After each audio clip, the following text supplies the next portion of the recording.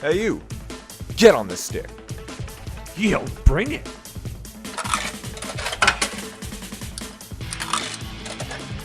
Choose your fighter. Yeah. How's it going, lads? Fight.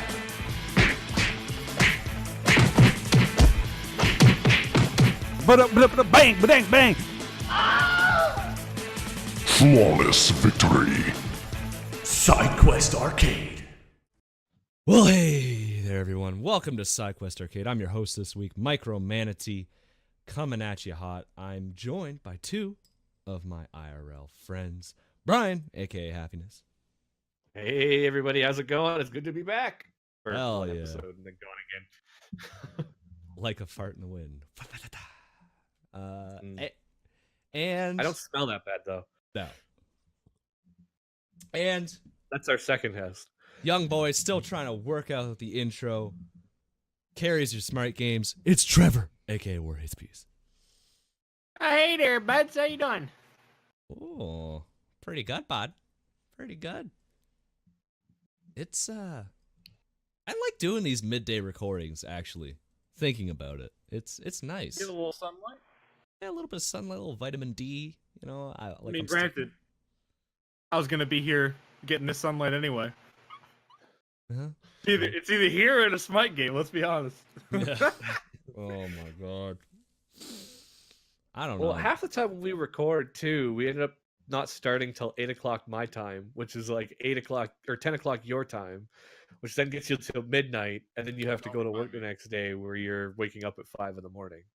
Don't Yeah. remind me. You're a real trooper for us that way on our weekday recordings. Honestly, unsung hero of SQA, getting up early, next day, still coming in for the recording. What you're in the same boat. You Yeah. also get up at like 5 something in the morning. Yep, that's true. That's true. Repping the East Coast. Come on, brothers. Yeah. I mean, I wake up at Hell 5 in yeah. the morning for work, but I also work in the middle of nowhere and can't possibly record when I'm there. True. Patching the I don't router. make that sacrifice. We'll figure it out. Maybe we'll get you good enough internet at the hotel. You can piss off all your roommates or all your. Oh man, if I was neighbors. talking at the volume that I would talk to record, especially with the amount of time it would take, like we would have to be like on the fucking minute. Like we are recording the second Brian gets to his room to try and recording cam, and even then I usually only have like an hour between getting to my room and when I go to bed. So it'd be like, well, okay, so tonight I'm just not showering. And it would be like, and I'm staying up an extra late. So tomorrow I'm going to be grumpy and smelly. I mean, Yeah. we're pretty much just like on the dot today, so we could do that. I mean, On the dot, we're like, yeah, definitely. We would have been on definitely. the dot, but Matt decided he wanted to fucking speed run Game of Thrones for some reason. and by because the speed final run, episode don't airs even tonight. start. Oh man, The final episode airs tonight, and Matt probably hasn't caught up on the first 5. So he's probably like, well, I got 7 hours till it airs. Time to finish this season. well, he's gonna have 3 dope episodes and 2 very disappointing ones. But you know what? That's just how it works out in this bitch of an. You know what? And then for all the silent fans, the very few, fortunately, our soldiers fallen. He has no internet or power. Oh no! F's Poor in the man. chat. Poor Oh, man. no. Imagine not having power or internet for almost a day in 2019. That's a yikes. In a suburban neighborhood too. Like I would get it if I lost power, because I'm out in the middle of nowhere. So it's like understandable. But fucking, he's in a city. He could like fucking get on it. He's sitting out front of his community, plugged into some outdoor outlet to charge his phone. Was fucking sitting there browsing Twitter for 24 hours straight. Guaranteed. Sending up smoke signals. The fucking community over. That's one of the weird parts when your power goes out. Like I remember as a kid, it'd be like, "Oh man, it sucks for a couple of days." But now as an adult, when your power goes out for any length of time, and you're like, shit, my phone only has 30%. And you realize just like how important your life has become to keeping that thing at full charge. Don't When make you me go suddenly- outside. Oh God, I won't have a phone. What will I do? Like, It's fine for the first little bit. And now I understand my parents were so grumpy when the power went out when I was a kid. Because when I was younger, I was like, oh, fuck, I don't give a shit. I'll just go outside, run around, whatever. Parents are like, fucking shit's not working. Out here, it's a little different because we got pumps to keep like water from flooding the house. So there's a little bit more stress there. It's like a time crunch thing, but suburbs, you got fuck all to worry about as long as it's not winter. what's the Oh longest power no, outage you've his ever heated gone pole through? isn't heated.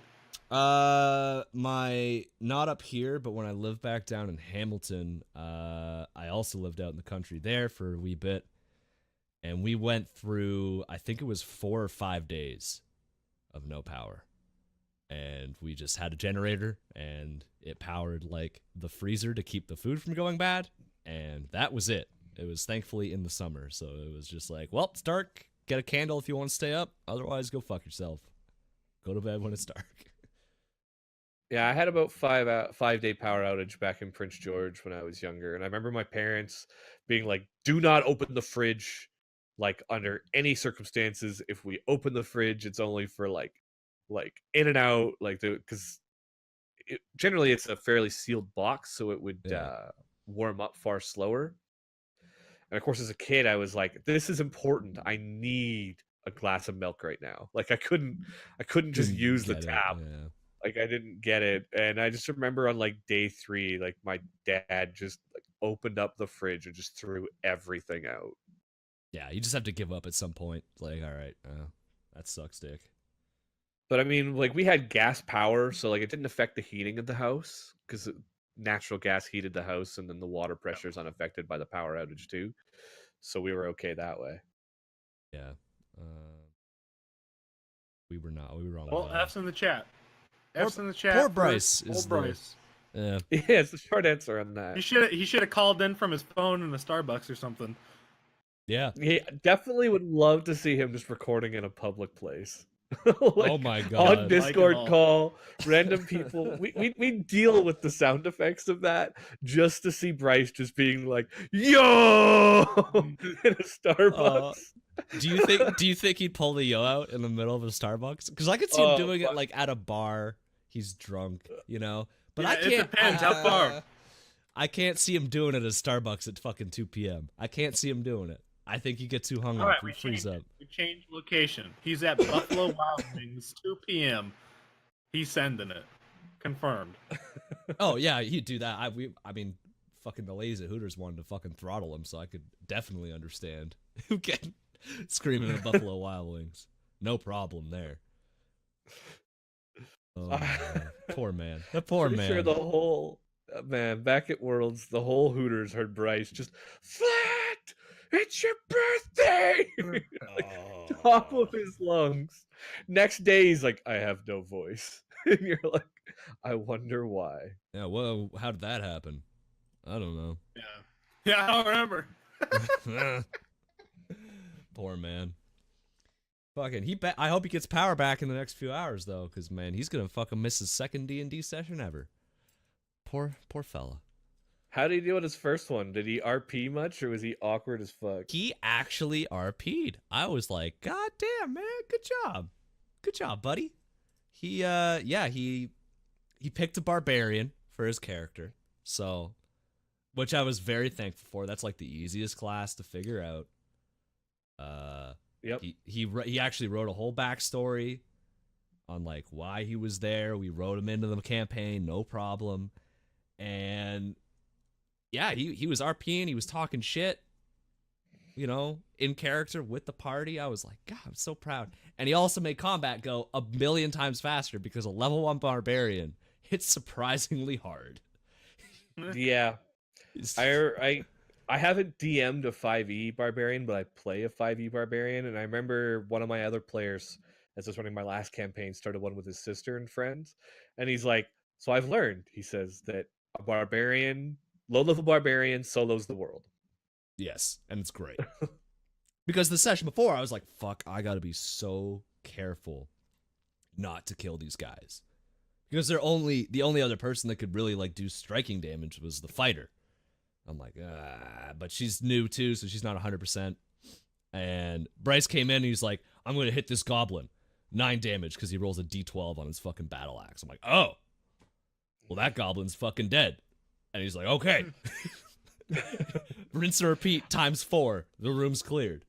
Okay. I kind of loved watching Bryce's transition into it. Like, it's kind of like his transition into anime. Yes. Where he came on the podcast, we talked about anime. He's like, no, I'll never watch these cartoons. And then he's just like, so now he's like almost done. Has he finished Naruto? Is he done? Almost done? No, he's done. He's done. He's done Naruto, yeah. Like, that's like 400, 500. How many episodes are there in Naruto? That's 800.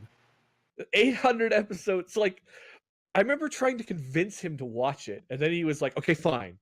And then he started with like One Punch Man and like Steins Gate, which I think was a little too anime for his heart at the start. He hasn't even seen Steins Gate yet.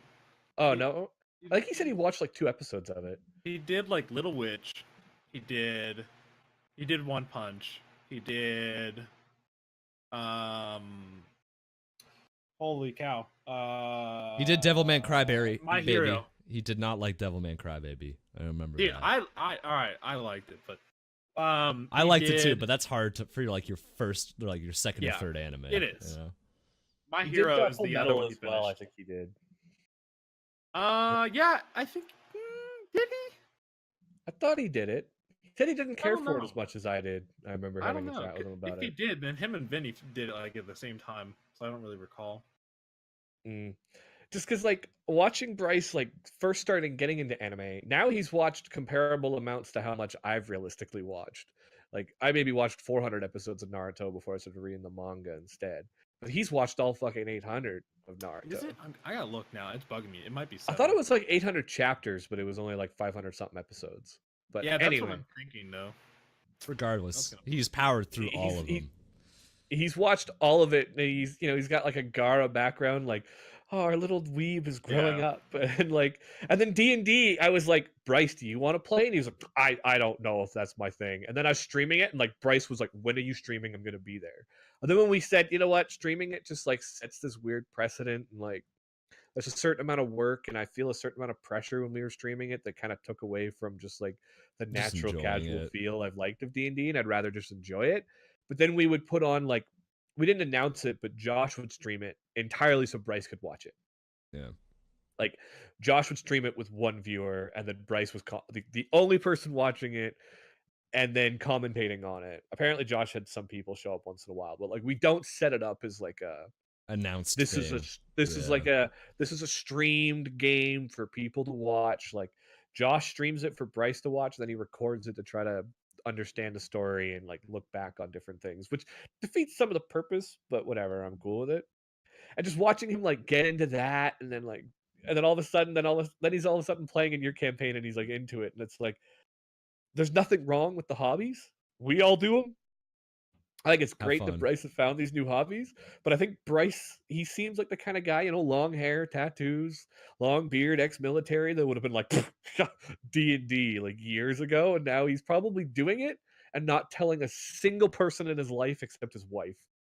Oh yeah, yeah. I think Like that's no one in his life like knows he's playing D&D. He's probably like, I have current engagements. I won't say what they are, but I can't hang out on said night. And then he's like totally keeping it a secret from everybody in his life right now. Oh yeah, but he is genuinely enjoying it. Like I asked him after, I said, "Hey man, did you have fun? Was it what you were expecting and all that?" And he was like, "I had a fucking blast." And I was like, "Good, fuck yes, dude." I think because he's the type of gamer, like of course he's gonna enjoy it. It's just the hang up of like, oh, this is super nerdy. Because he plays all these like single player story driven games, and that's how he relaxes. And I just told him like, it's just once a week for a few hours. You just do that, but with like 4 or 5 other people. And I said it's not that hard. And we're using interactive character sheets, so it's even easier in Roll20. So it's like you don't really have to learn too much. And once he saw that, he was like, oh, okay, this is way easier. And to be fair, my campaign I'm running in 4th edition because I wanted to try the complicated battle system and different leveling ups, and And then when I play, because we can only play sometimes every 4 to 6 weeks, we do like a monster session rather than like your standard 2 to 3 hours a night. Like we do like the 6 hour sessions, which for a lot of people is a massive turnoff. I've had a few people said that they would be willing to play 2 hours a week, but not like ever a 6 to 7. I think we did one 9 hour session when That we was a first. marathon. Yeah, I remember that. That was. I mean, that was like that was one of fun, the but I was wildest like, sessions. oh my When God. that crystal was destroyed, like we got like 6 hours in, and I was like, "Look, do you want to do this, or do you want to hold it off till next session?" And you guys were like, "We need to fucking get in there and kill the son of a bitch that did this." Like, yeah, you were determined, and we did like that one 9 hour session. yeah. But so it's not normal D&D because my life schedule is not normal right now. No, I shoot for 3 hours, maybe 4, which I feel like is like the limit, the cutoff for most people's time commitment, which is totally understandable. And the module is nice because it's very like broken up. I can say like, well, if you want to go to chapter 2, we can, but if we get started in that shit, you can go for much longer. So I think that was a big thing for Bryce too, was the time commitment. Like he was like, fucking, I don't know if I can just like invest in that, because he likes to watch his sports and get fucking sent and then come in at like 2 a.m. to play ranked Smite. You know, like he's not. Yeah, That's just who he is. That's what he likes to do. But he's I'm definitely just enjoying so it. proud that he's playing Yeah, and like enjoying it, and like he doesn't have to tell everybody in his life. I could tell from my perspective when he was watching, he was asking questions, when he would talk about like things that happened in my campaign that he was watching from Josh's perspective. And I was like, he is so into this, he just won't admit that he's so into this. And so I'm glad he's playing. yeah, it's cool. That has gone well this week, and we're playing today. So hopefully he gets his power back. Hopefully he can play. But if not, You're really setting your time there. You're just like, okay, we're recording till 6, we're D&Ding till 9, and then Game of Thrones. Like, you have. oh no, like that has not even come into consideration. But yeah, I mean, I kind of do want to watch Game of Thrones. I want to see how it ends. I have to watch it tonight, because if I don't watch it tonight, I fly back to site tomorrow. I make my poor wife wait 10 days for me to come home to watch Fuck. the ending. So it's like, I need to watch it. Need to watch her. Fuck, yeah, man. I mean, we gotta still do weeks and stuff. We can if you want before we get like into Game of Thrones soon. But the flow. I want to talk about how fucking entitled people are with Game of Thrones. Fuck them. There's like 400,000 people signing a petition to like redo the season. Like, do you honestly think HBO is gonna shell out fucking tens of millions of dollars to reshoot all that shit because you don't like it? Bobby from Illinois.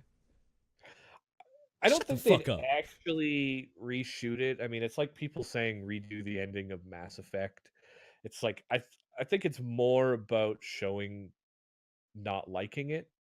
And without going into spoiler territory, if we want to go into spoiler territory, I think we should just do it at the end of the episode and just be like, look, Yeah. we are going into full spoiler mode. If you don't want spoilers, shut the episode off. My complaint with it is, so far this season, a little bit last season, and I really felt it in the last 2 episodes. I don't think the story beats are wrong. I think the pacing is wrong. I think there was too much that had to happen. Absolute must-have checklist to wrap up this story, and then they only did 6 episodes in the final season. Yeah. And if you look at early seasons, like look, I'm going to talk about seasons 1 and 2. If you haven't watched seasons 1 and 2, you're probably not going to watch Game of Thrones. It's not a show for you. All right. And the first season didn't even have a war. It was all entirely conversation and politics, right? It was all conversation and politics, and its giant moment was a major character death. Then season 2 happens, and you've got the Clash of Kings, the War of the Five Kings. They've got small battles, but the big battle that they were getting ready for was Stannis attacking the Red Keep. All right. And you spent like 7 episodes, 8 episodes, like getting ready for that. The tensions of people understanding that an attack's happening. Tyrion's perspective as he's like ordering this chain and like finding the wildfire and like doing all of these things to get ready for this battle. Right? There's like so many little pieces to getting ready for it. As George R. R. Martin has talked about, Lord of the Rings has its Battle for Helm's Deep, or like the big castles or whatever, right? I can't remember. It's been a while since I watched Lord of the Rings. And George R. R. Martin said, but he was curious about like how everybody else, like the personal side of it. And you get to season 7 and season 8, and there are so many important things that have to happen, so many big battles that have to happen. You don't really get a lot of that time to be spent on the individual parts, the conversations. And then when they have the time to talk, they're often just, they kind of hit the points that have to be said, and that's like the entirety of the writing. It's just like, this checklist is so large, there's no room for subtlety. And so I found that episodes 4 and 5, like the big twist in episode 5 of this season, it's like it was foreshadowed, but it was like a slap in the face foreshadow rather than the subtle maybe that the other seasons I think really nailed. And I honestly think whenever they made their commitment to finish in 8 seasons, they should have just made the commitment to, or made the realization, gone to 9 and done 10 episode seasons, and they could have done all of the same story points and it would have been better. But I think it's just too fast, too much to do, too fast, and that's where it feels weak. So the big reason of that, and it is on the writers, is because the writers want to go do a Star Wars show. So they were just like, because HBO offered them more money to say like, we will do more seasons of this. This is not a problem. And they said, nope, we want to wrap it up, season 8, and that was their decision. So that was Dave and yep, like the directors. That was their decision. They just, the two writers specifically. They're ironically called D&D as a little segue. I forget what I know Dave Bennett. I heard the other guy's name. It's Dave Benahoff and I can't remember. But they're Disney is giving them hella dollars to go write a Star Wars TV show for their new streaming service. So they wanted to go do that. They did not want to be locked into Game of Thrones anymore. So they basically just said, fuck it. We'll do it in 8 seasons. We'll rush the fuck out of it. And yeah, I'm basically the same boat as you, Brian. That's what's going on. Yeah. Outside forces. See, I didn't know the reasoning. So now I'm pissed. All right. Now that actually angers me.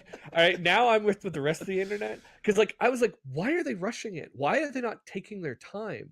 People were saying it's bad writing. And I was like, no, I don't think it's bad writing. I think it's just too much of a checkbox writing. And it really kind of, like, it felt fast in the season, but then now that tells me that it was just rushed. Yeah. Like they could have done something. They could have done the equivalent to, up to the first 6 seasons. Some people complained about season 5, but season 6 of the Battle of the Bastards, actually they did a really great job. I think, like, leading up to the Battle of the Bastards, like really setting up Ramsay Bolton and everything. But then it's like season 7, you're like, oh my god, like they're flying so fast and they're doing like all these just like, like one scene to the next scene is literally 2 weeks of travel time. Yep. And there was like nothing that happened in between. Nothing exciting. Sorry, I'm losing my mind. Anybody else hearing music? Okay, somebody's playing music outside the house. It's totally distracted me. Wow, someone's having a block party. No, not over here. We're sounds like somebody's playing a shitty piano. Whoa! Don't make fun of my piano. Come on, bro. No, the piano's probably fine. It sounds like a kid playing like with one finger, or I'm just catching like a certain beat that's coming. No, nothing on my end. All right, cool. I'm just losing my fucking mind. No. But yeah, so that's. I feel like that was fairly spoiler free. I feel like, if you haven't watched it, you're like, I don't really know what that means. I just know what the rest of the internet saying that the final season kind of feels rushed. Now, the first 3 episodes I was pretty happy with. I did feel like getting to the battle in episode 3 was a little fast. But honestly, if they'd have done like all of season 8 and on episode 3 as like episode 9 of that 10 episode season, like they usually have those big moments in the episode 9 and then they kind of set up the next season in episode 10. That would have been, I think, an amazing, fantastic episode 9 of like a full-length season. And then the current 2 episodes that we've done in tomorrow's episode, they could have done across an entire 10-episode season and made the pacing feel a lot better. And the show would have, I think that's all they needed. But apparently Star Wars, man, and I've been joking that we need to do a full episode on it. I fucking hate everything Disney is doing with Star Wars. And I'm not even a huge Star Wars fan. I'm like a mild Star Wars fan. I hate everything that's happened with Star Wars since Disney bought it. Damn, bro, you gonna hate on my boy Rebels? Gonna hate on my fucking kid show? I hate What the everything about fuck? it except maybe the casting. I do really like I like Rey, like the actress that plays Rey. I like most of the casting, and the characters, but I hate everything else. We'll see. Well, yeah, we could definitely have an episode about that because I'm more ambivalent, but I am also a casual.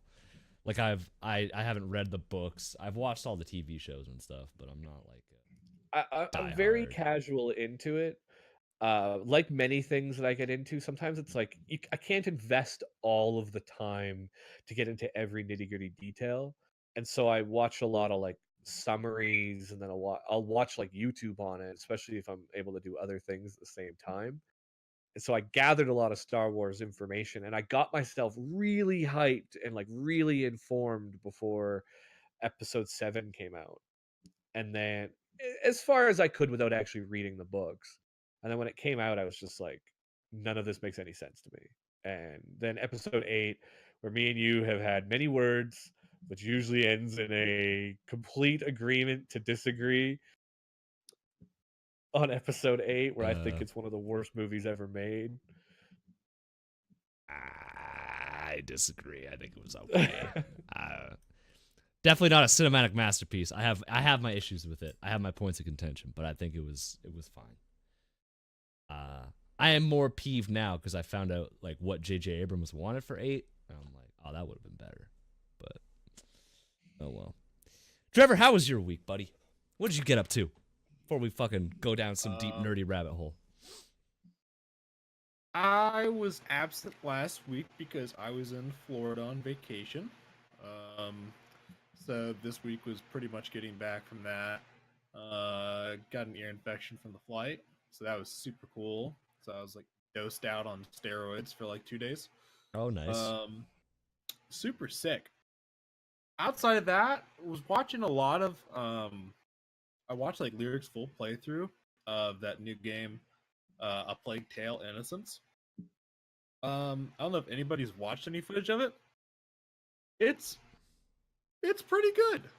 It's not really my genre because it's more of like the I wouldn't say it's a walking simulator, but it's just it's being driven by the story. The actual gameplay is pretty minor, and it coaxed you through it pretty well. So it's not really for me, but the story was pretty good. The graphics were really good. I hadn't even heard about the game until it came out. So I'm excited to see where the series goes. Because based on how the title's written out and the ending of it, I think they're going to continue, but they don't have to technically.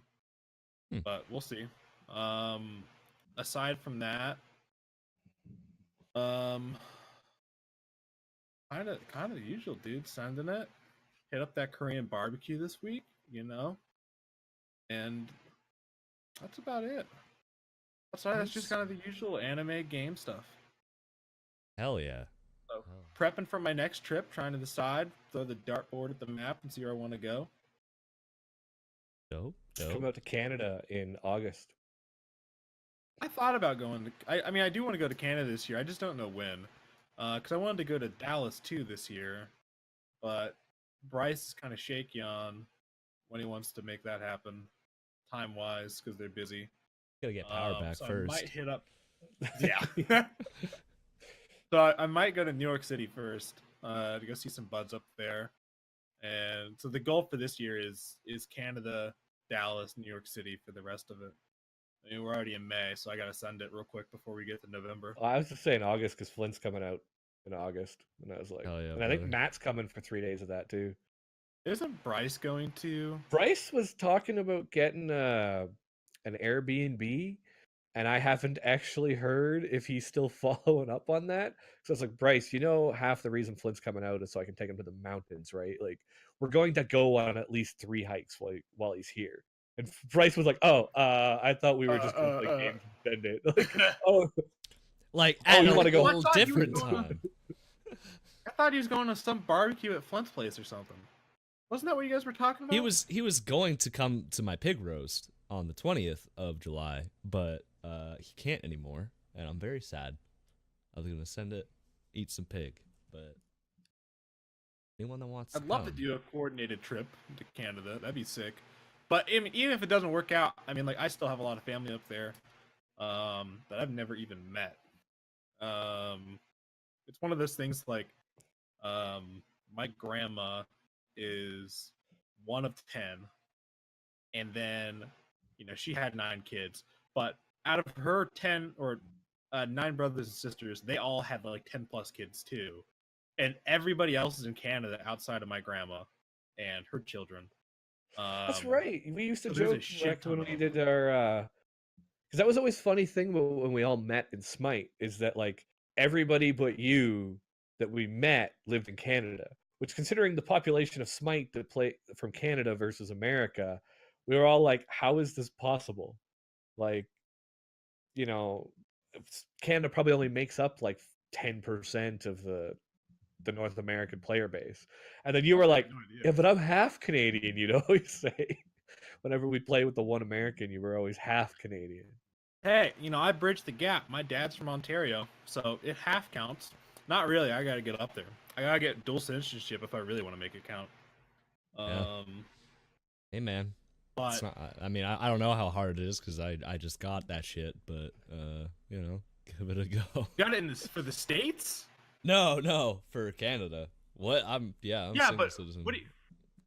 You said you Oh, I wanted thought dual you said you got citizenship. dual citizenship. I'm like, No, where did you get a dual no. for? Yeah, I thought that's what you Um, said too. Totally misunderstood that. Oh, yeah, my best friends, he's in the same boat where his dad was born in Canada and lived there, and then came down. And he has family up there. He got dual citizenship at like 13, 14 when they were just trying to do passports and stuff. So I don't think it's that hard given that parameter, but who knows? I've never even really intensely looked into it. See, I'm on the opposite side. Like, not myself, but I have a family member who, born in Canada, he's half native. So, by old treaties, if you're half or 100% native, you automatically have dual citizenship. And so, when his mom moved down to the States, it was very easy for her to get like a green card to work as a nurse. She had a degree. It was really easy to get a job, and she's been there for like 10, 15 years probably. And that cousin actually gave up his Canadian citizenship to join the American Army shit. because he wasn't allowed to be a dual citizen and part of the Marines. So he's actually now when he comes to Canada, he has to use a passport, even though he's like half native and born in Canada. He had to give up his Canadian citizenship. Apparently, though, because of the half native, he might be able to just be like, "Yeah, fuck off." There's other treaties that are greater than like whatever that was that allows me to still go. Either way, they couldn't stop him at the border if they wanted, apparently, because of that half native, other than if there was a threat. But yeah, he had to give up some citizenship, which apparently, because he was half native and tried to give up the citizenship, he almost couldn't get into the army. Like, he almost wasn't allowed to enlist because of like his situation. That's a specific one. That's fucking hard to. Huh. But Well, how is your week, Brian? my week, I'm kind of all fucked up right now. I just got back from Japan like 4 days ago, 5 days ago. Trip was great. The last 4 days, I really felt how out of shape I am and how much walking I was doing in Japan. So, like, when we got to Kyoto, which was where we went first, it was like go, go, go, go for like all 15 hours we were awake. We don't drink, so we often just like the sun went down, we hit like one last thing, grabbed a bite to eat, went back to our room, slept till the sun came back up, and then went around touring things again. Um, I didn't drink any alcohol when I was there, surprisingly. And then by the time we got to Tokyo, which was our last destination, because then it was also the closest to the airport to leave, we were like, all right, we'll crawl out of the hotel at like 10 o'clock, hit a couple of things, go for dinner and come back at like 5 or 6. And then just fucking flop on the bed. We were so tired by the end of it. Then we came back and got home. And I've never traveled far enough to really experience jet lag, or I've complained a little bit about jet lag when I've gone like 2 or 3 hours time difference, from like Alberta to Manitoba or something like that, and then back. I've never really done much more though than that like hour or two time difference ever. And then all of a sudden this one with like a 16-hour time difference. I come home and then all of a sudden it's just been like midnight feels like noon to me. Like I am wide awake.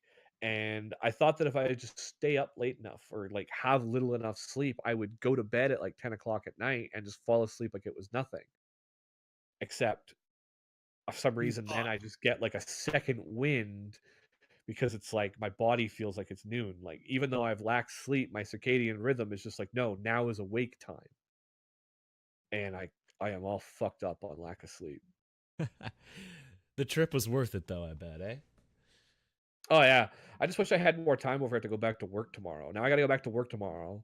I slept 4 hours last night. I'll probably sleep only 4 or 5 hours tonight and then have to go work a 10-hour day in camp and ugh. Hell yeah, brother.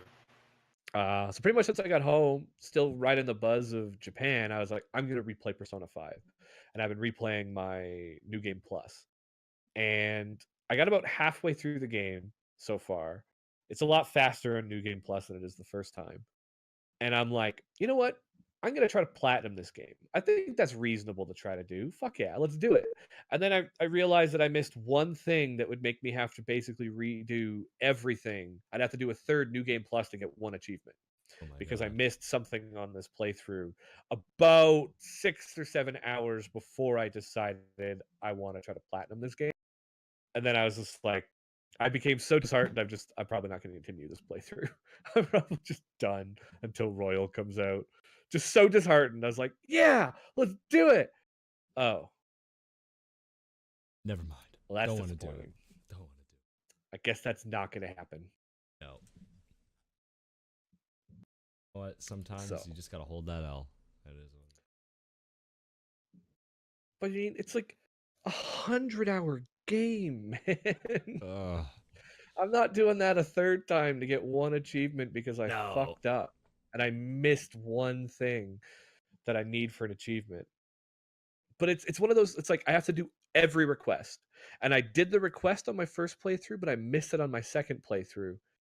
But at some point I have to have 100% of the requests done, and you get the requests throughout the entire game.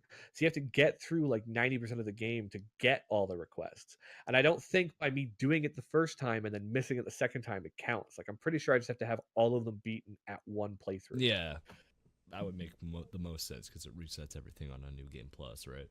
Yeah, so I'm kind of pissed. This actually reminded me of something. So, while I was in Florida, all I was going to do was visit family. You have all these... You see all these stories, like people are like, oh, I went through my dad's attic and I found all my old train sets or something. And I've never had that. Because, like, we had a couple fires as a kid, so, like, most of the shit's destroyed. And then my mom passed when I was young, and she was the one who, like, was really into, like, sentimental stuff like that. So it was, like, either everything was destroyed, or it just was not there. But... So, I was super surprised. My grandma called me before I got on my flight. She's like, we got your game thing, we found it cleaning up in the guest bedroom. You still want it? I'm like, what are you talking about?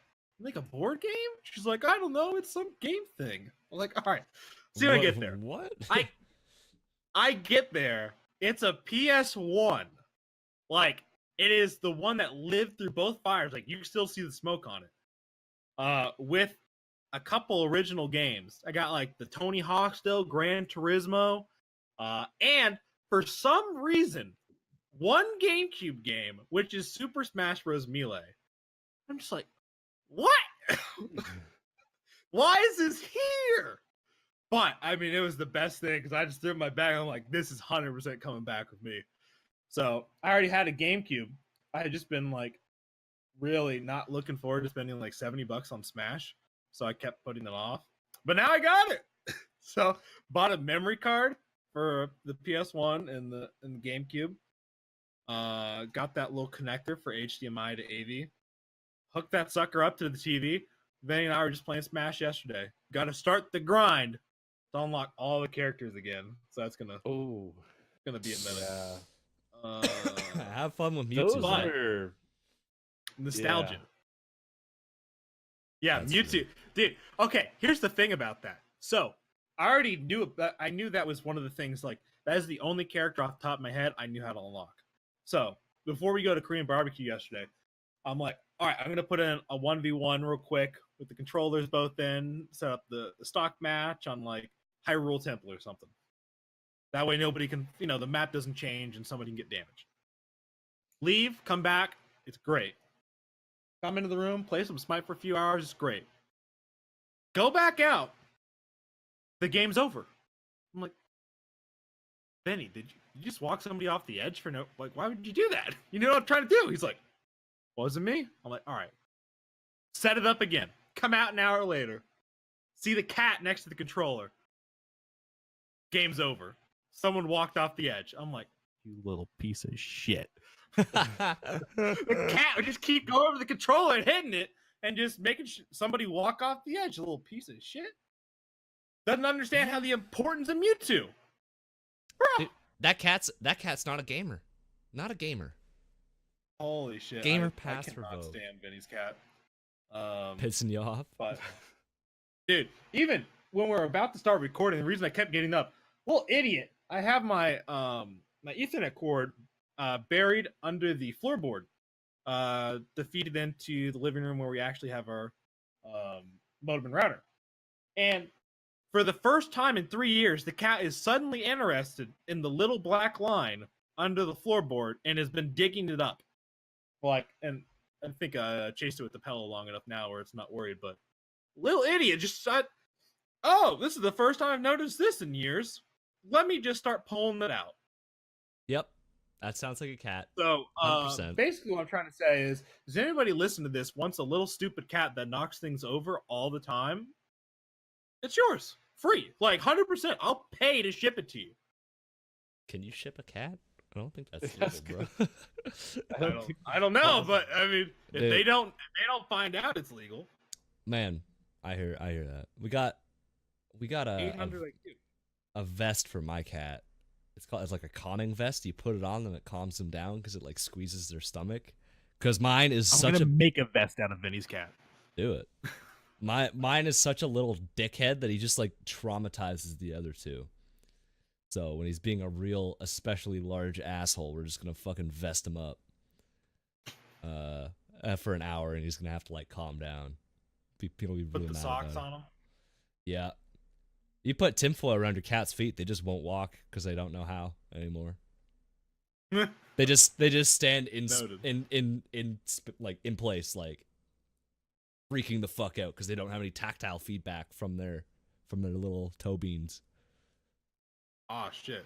They're New wrong. stripes. Yeah, but pretty sure it shaves a few years off their life because they're in full panic mode. Like, fuck, I can't walk. It's like the one thing I'm good at. You talking about shipping a cat, just some reason reminded me of, I don't even know if it's an interesting story, but I used to work at Greyhound before all of Western Canada shut down Greyhound last year. But I used to work at Greyhound 10 years ago, shipping parcels in the shipping division. And we there was a policy, like no animals, no living creature was allowed to be shipped, except there was one guy who had a contract for like 10 years with Greyhound. He owned a pet store and he shipped crickets for food. On Greyhound? Bro, what? Nobody else would take it. Purelator wouldn't take it. The post office wouldn't take it. FedEx wouldn't take it. None of these companies would allow him to ship this box of crickets. And they were shipped so that they could like send them to people, so because people buy the crickets to feed their pet snakes and frogs and other animals. And there was a small town, like one stop from Greyhound, like an hour away from Greyhound, that actually, even then with Greyhound, the thing with this box was it was huge. It was like Greyhound, when I first started working for it, shipped by the pound and not by dimensions, where everybody else would ship by dimensions. So you would ship this box that's like 2 feet by 2 feet by 2 feet cube, and that would be like a $50 or $60 shipment for what's like $50 worth of crickets. But at Greyhound, they measured by the weight, and because it's literally just a box with crickets in it, segregated pieces and whatnot, because apparently crickets are cannibalistic. Yes. And if they don't separate them well, you'll send a box of crickets and get like 2 crickets and a bunch of cricket shit if it doesn't ship fast enough. And so he had this just set up with Greyhound where he knew that the bus took off at like 5 o'clock. You know, he would load the package, he would get it there at 4:30. He knew it was loaded, it was 1 hour to its destination, and they would take it. And the people on the receiving end knew this was a box of crickets. They had like everything was set up, right? He's been doing this for 10 years. And I just remember the one time the guy came in, he dropped off his parcel. I went and I loaded it right away. And a customer, 'cause people always get pissy about the stupidest things. The guy came in, he had his pre-made waybill, and I grabbed it and I loaded it straight to the bus because I knew it was a box of crickets. And one of the customers that was in line that I made wait like 30 seconds while I took his parcel and gave it special permission because of what's been happening for 10 years before that, they got really mad that I prioritized him over them. And then they're like, "What's in that parcel that's so important?" And I was like, "Crickets." And they're just staring at me with like the blankest look, like, "Wait, what?" I'm like, "It's a box of crickets." It's always my Yeah. favorite parcel to come in because I'd always tell everybody that came in that it was a box of crickets. They'd be like, "Fuck off, it's not." And I just smack the box with a finger and you all of a sudden hear all the crickets. I had one lady go running out of the building when I smacked the box and it started like making the noise. And my boss was like, "You should probably stop doing that." And I was Yeah, like, stop fucking with those crickets, Brad. it wasn't like a bad fucking. Like when he carries them, they make a lot of noise, and when he set it down, they would stop. So I just gave it like a little like small shake, and it would start making noise again. As soon as I would pick it up and take it to the Greyhound bus, anyway, it would be making tons of noise. But sorry, random Brian No. level. I am all fucked up on sleep, dude. Like Dude, just shit just coming to you in flashes, you know? I don't drink much. This is like Brian drunk, but just like drunk on no sleep, Sleep drunk. Yeah. Hell yeah. which is Hell. like a Well- different kind of fucked up. Whoops. Whoopsie doopsie. Uh, Just heard from Bryce, what? by the way. He's got power. oh. Dab. He in the does. chat. We're not tapping. But we're him in not halfway. Well, we're not tapping on it. I just wanted, everyone that was worried for him at the start of the episode, he's good now. He's not dead, supposedly. He's not dead. Anyway. What? How was your week? You know what, man? My week was good. I've been doing a bunch of like different variety of games. Been playing some Smite. We had a couple of fucking sweaty ass, try hard matches. A couple goofy ones too. But I didn't feed, which was nice. I always take that as a W. But Yeah, brother. I don't bragging over there. I don't go fucking 17-16 or some bullshit like that, you know. Yeah, man, it was Smite's always fun with the boys. I got a couple games for my Nintendo fucking Switch. My sister got me all fired up. She's cuz she went her job over the summer. She goes way out yonder to some resort somewhere in the woods and fucking cooks for people. But because she does that, there's no internet connection. So she was like, "I need something to do." She brought like 9 or 10 books up and she read them all within the first like 3 or 4 weeks. And I was like, well, you could read your books slower. That's always a good one. Or alternatively, you could buy a fucking Nintendo Switch. And she's like, She finally went and got one, picked up Pokemon Let's Go, Pikachu, and Breath of the Wild, and she's been fiending them. And she's like, "I'm going back to EB Games for Minecraft. Do you want to come and pick something up?" And I was like, "You know what, man? I will. I haven't bought a Switch game in a cool minute. I got the thing sitting right here. Might as well try it out." So I picked up Pokken Tournament. I picked up Pokemon Let's Go Eevee. I'll give that a go. And I picked up LA Noire. I've been playing a little bit of LA Noire. Like it's fucking 2010 again. It's pretty good. The graphics are... I remember when I was like younger playing it, the graphics looked fucking fantastic because they did all that hardcore facial mapping. Yeah. Now it's pretty like it's a hyper detailed face and everything else is just polygons. I feel like it's pretty rough. It's amazing how things like I remember like PlayStation 2 graphics like blowing my fucking mind. Yes. When I was a kid, and it was like I was playing on the PlayStation 1 and you see PlayStation 2 and you're like, and then now you go back and play a PlayStation 2 game and you're like, What the fuck is this? what This is the rough. fuck? Like if it wasn't a super stylized game, like that is one thing I give credit for to like anime games, like cell shaded, even if cell shaded, like it clearly looks better now than it did then. It still holds up a lot better than some the of the like Borderlands games. realistics. Yeah. Yeah, Borderlands still looks fine. I feel Yeah, easier. like some of those really, I think that's part of where people started to make those stylized games. It's like, you know, there was like a fad for a while where it was like real, as realistic as possible. And then it's like, okay, well, that actually takes a really long time to make. And so then the AAA developers were like stylized because you could like make it look gorgeous and it'll last. Exactly. Yeah, so running into that in LA Noire, finding out I would make a terrible detective. Not doing so great on a lot of the. I'm good at finding clues. I'm good at sussing out, okay, here's where everything would be hidden. No problem. And then you get to the interview process and like, try and see if this person's lying. And it's been a while since I played, so, you know, there's like, when I remember it, it was like a little triangle, and there was like, be an asshole, doubt, and like accuse. And that's where the meme is, like, press X to doubt. That shit's not in the Switch version at all. They got a whole different menu, and it's good cop, bad cop, and accuse. And I never know. I've fallen into that Fallout 4 trap. If you guys ever played Fallout 4, where Yeah, I know Yeah. exactly. the dialogue option doesn't tell you what the fuck you're actually gonna say. So I'm thinking, you know, this woman's, I can tell she's full of shit, right? But there's different ways to pull it out of people. So you can like be nice and say, but I actually know you're full of shit, or you can be mean. But I never know if I hit bad cop, if I'm gonna fucking put her over a bench and beat the shit out of her, or if I'm just gonna be snarky and an asshole for 25 minutes. So I'm having a hard time gauging that, and so my interviews usually go dog shit. I get like 1 out of 4 questions right, which makes which makes the rest of the police work way harder, because now I have to find like a mountain of evidence and go, I know you did this crime. I have so much evidence that you cannot deny it anymore.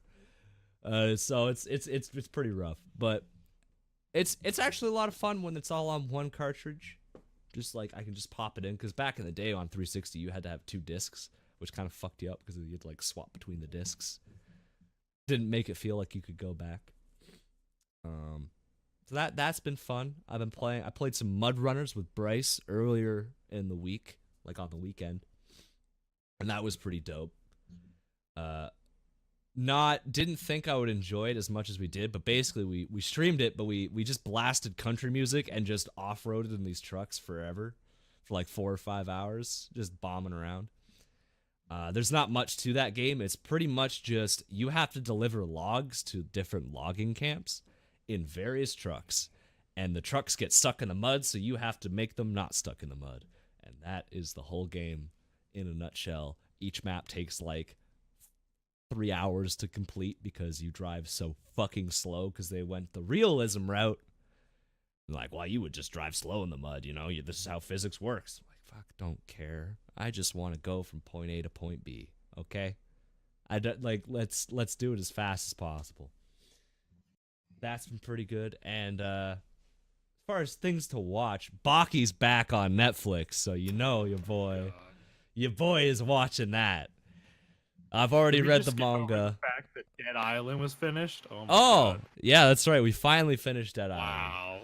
Baki taking priority. I can't believe it. Dude, Baki was... if you haven't watched Baki, you're doing yourself a disservice. Go watch I've Baki right tried. now. I have It's to try so again, good. Again. I love it. It's dumb. It's dumb fun. Just watch it and enjoy it for its stupidness. Yeah? Yeah. Did you watch that dumb thing I linked you like 3 weeks ago? What, the That Demon movie Hunter? we talked about? No, I haven't watched the that good yet. one. I haven't watched that Yeah, one. yeah, Yet. yeah. I haven't watched either, but I will watch that. I'll teach you about, dude. I'll teach you about that. Yeah, you'll learn me. You'll learn me. Okay. Yeah. Um, Go watch Baki. But we did finish Dead Island. We actually sped run that, like the last part. Because if you haven't played Dead Island by now, I mean spoilers, but the game's been out since like fucking 2007, so not spoilers. To go to the final part, it's one of those games like if you go to this section, you can never go back because we couldn't figure out a way to make the game open world XD. So you go to the prison, and we just sped run the prison missions. I think we did almost all of it a couple hours before we recorded last week's episode, where we talked about Endgame, and we were literally at the final mission when it was time to record.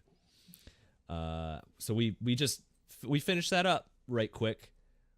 The final boss fight was a lot harder when I played it by myself. With two people, that was the easiest fucking thing in the world.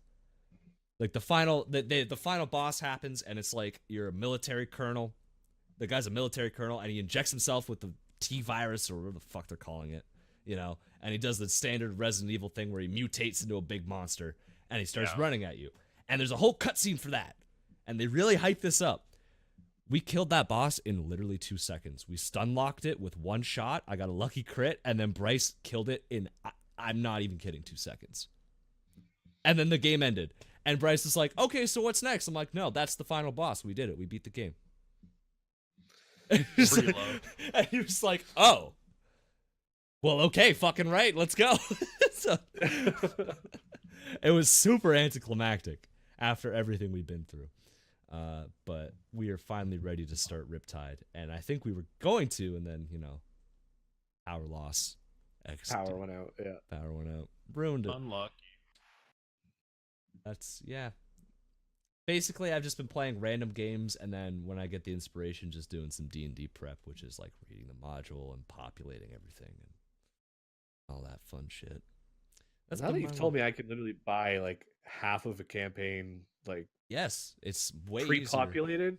Easier. I'm now more willing to try DMing a module in the future. Yeah, a lot. Like think about it. As far as drawing maps, it's like that part is all done for you. You just have to understand how the maps work, and then like different characters and what they know. And then if you want to add your own flavor to it, that's what I liked about the modules is I can sprinkle in my own.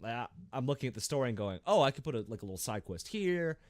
I can work other stuff in. Oh, I don't really like how this encounter's set up. You can change it. It's not like oh yeah, D&D's always got that freedom. Like a lot of people were freaking out on it, like because I've been reading advice threads on and like how to run it, and a lot of people are like super hung up on like it has to go this way as written. And like no, like as written's good if you've never done it before, and that's always a good thing to fall back on if for some reason you couldn't prep for the week ahead.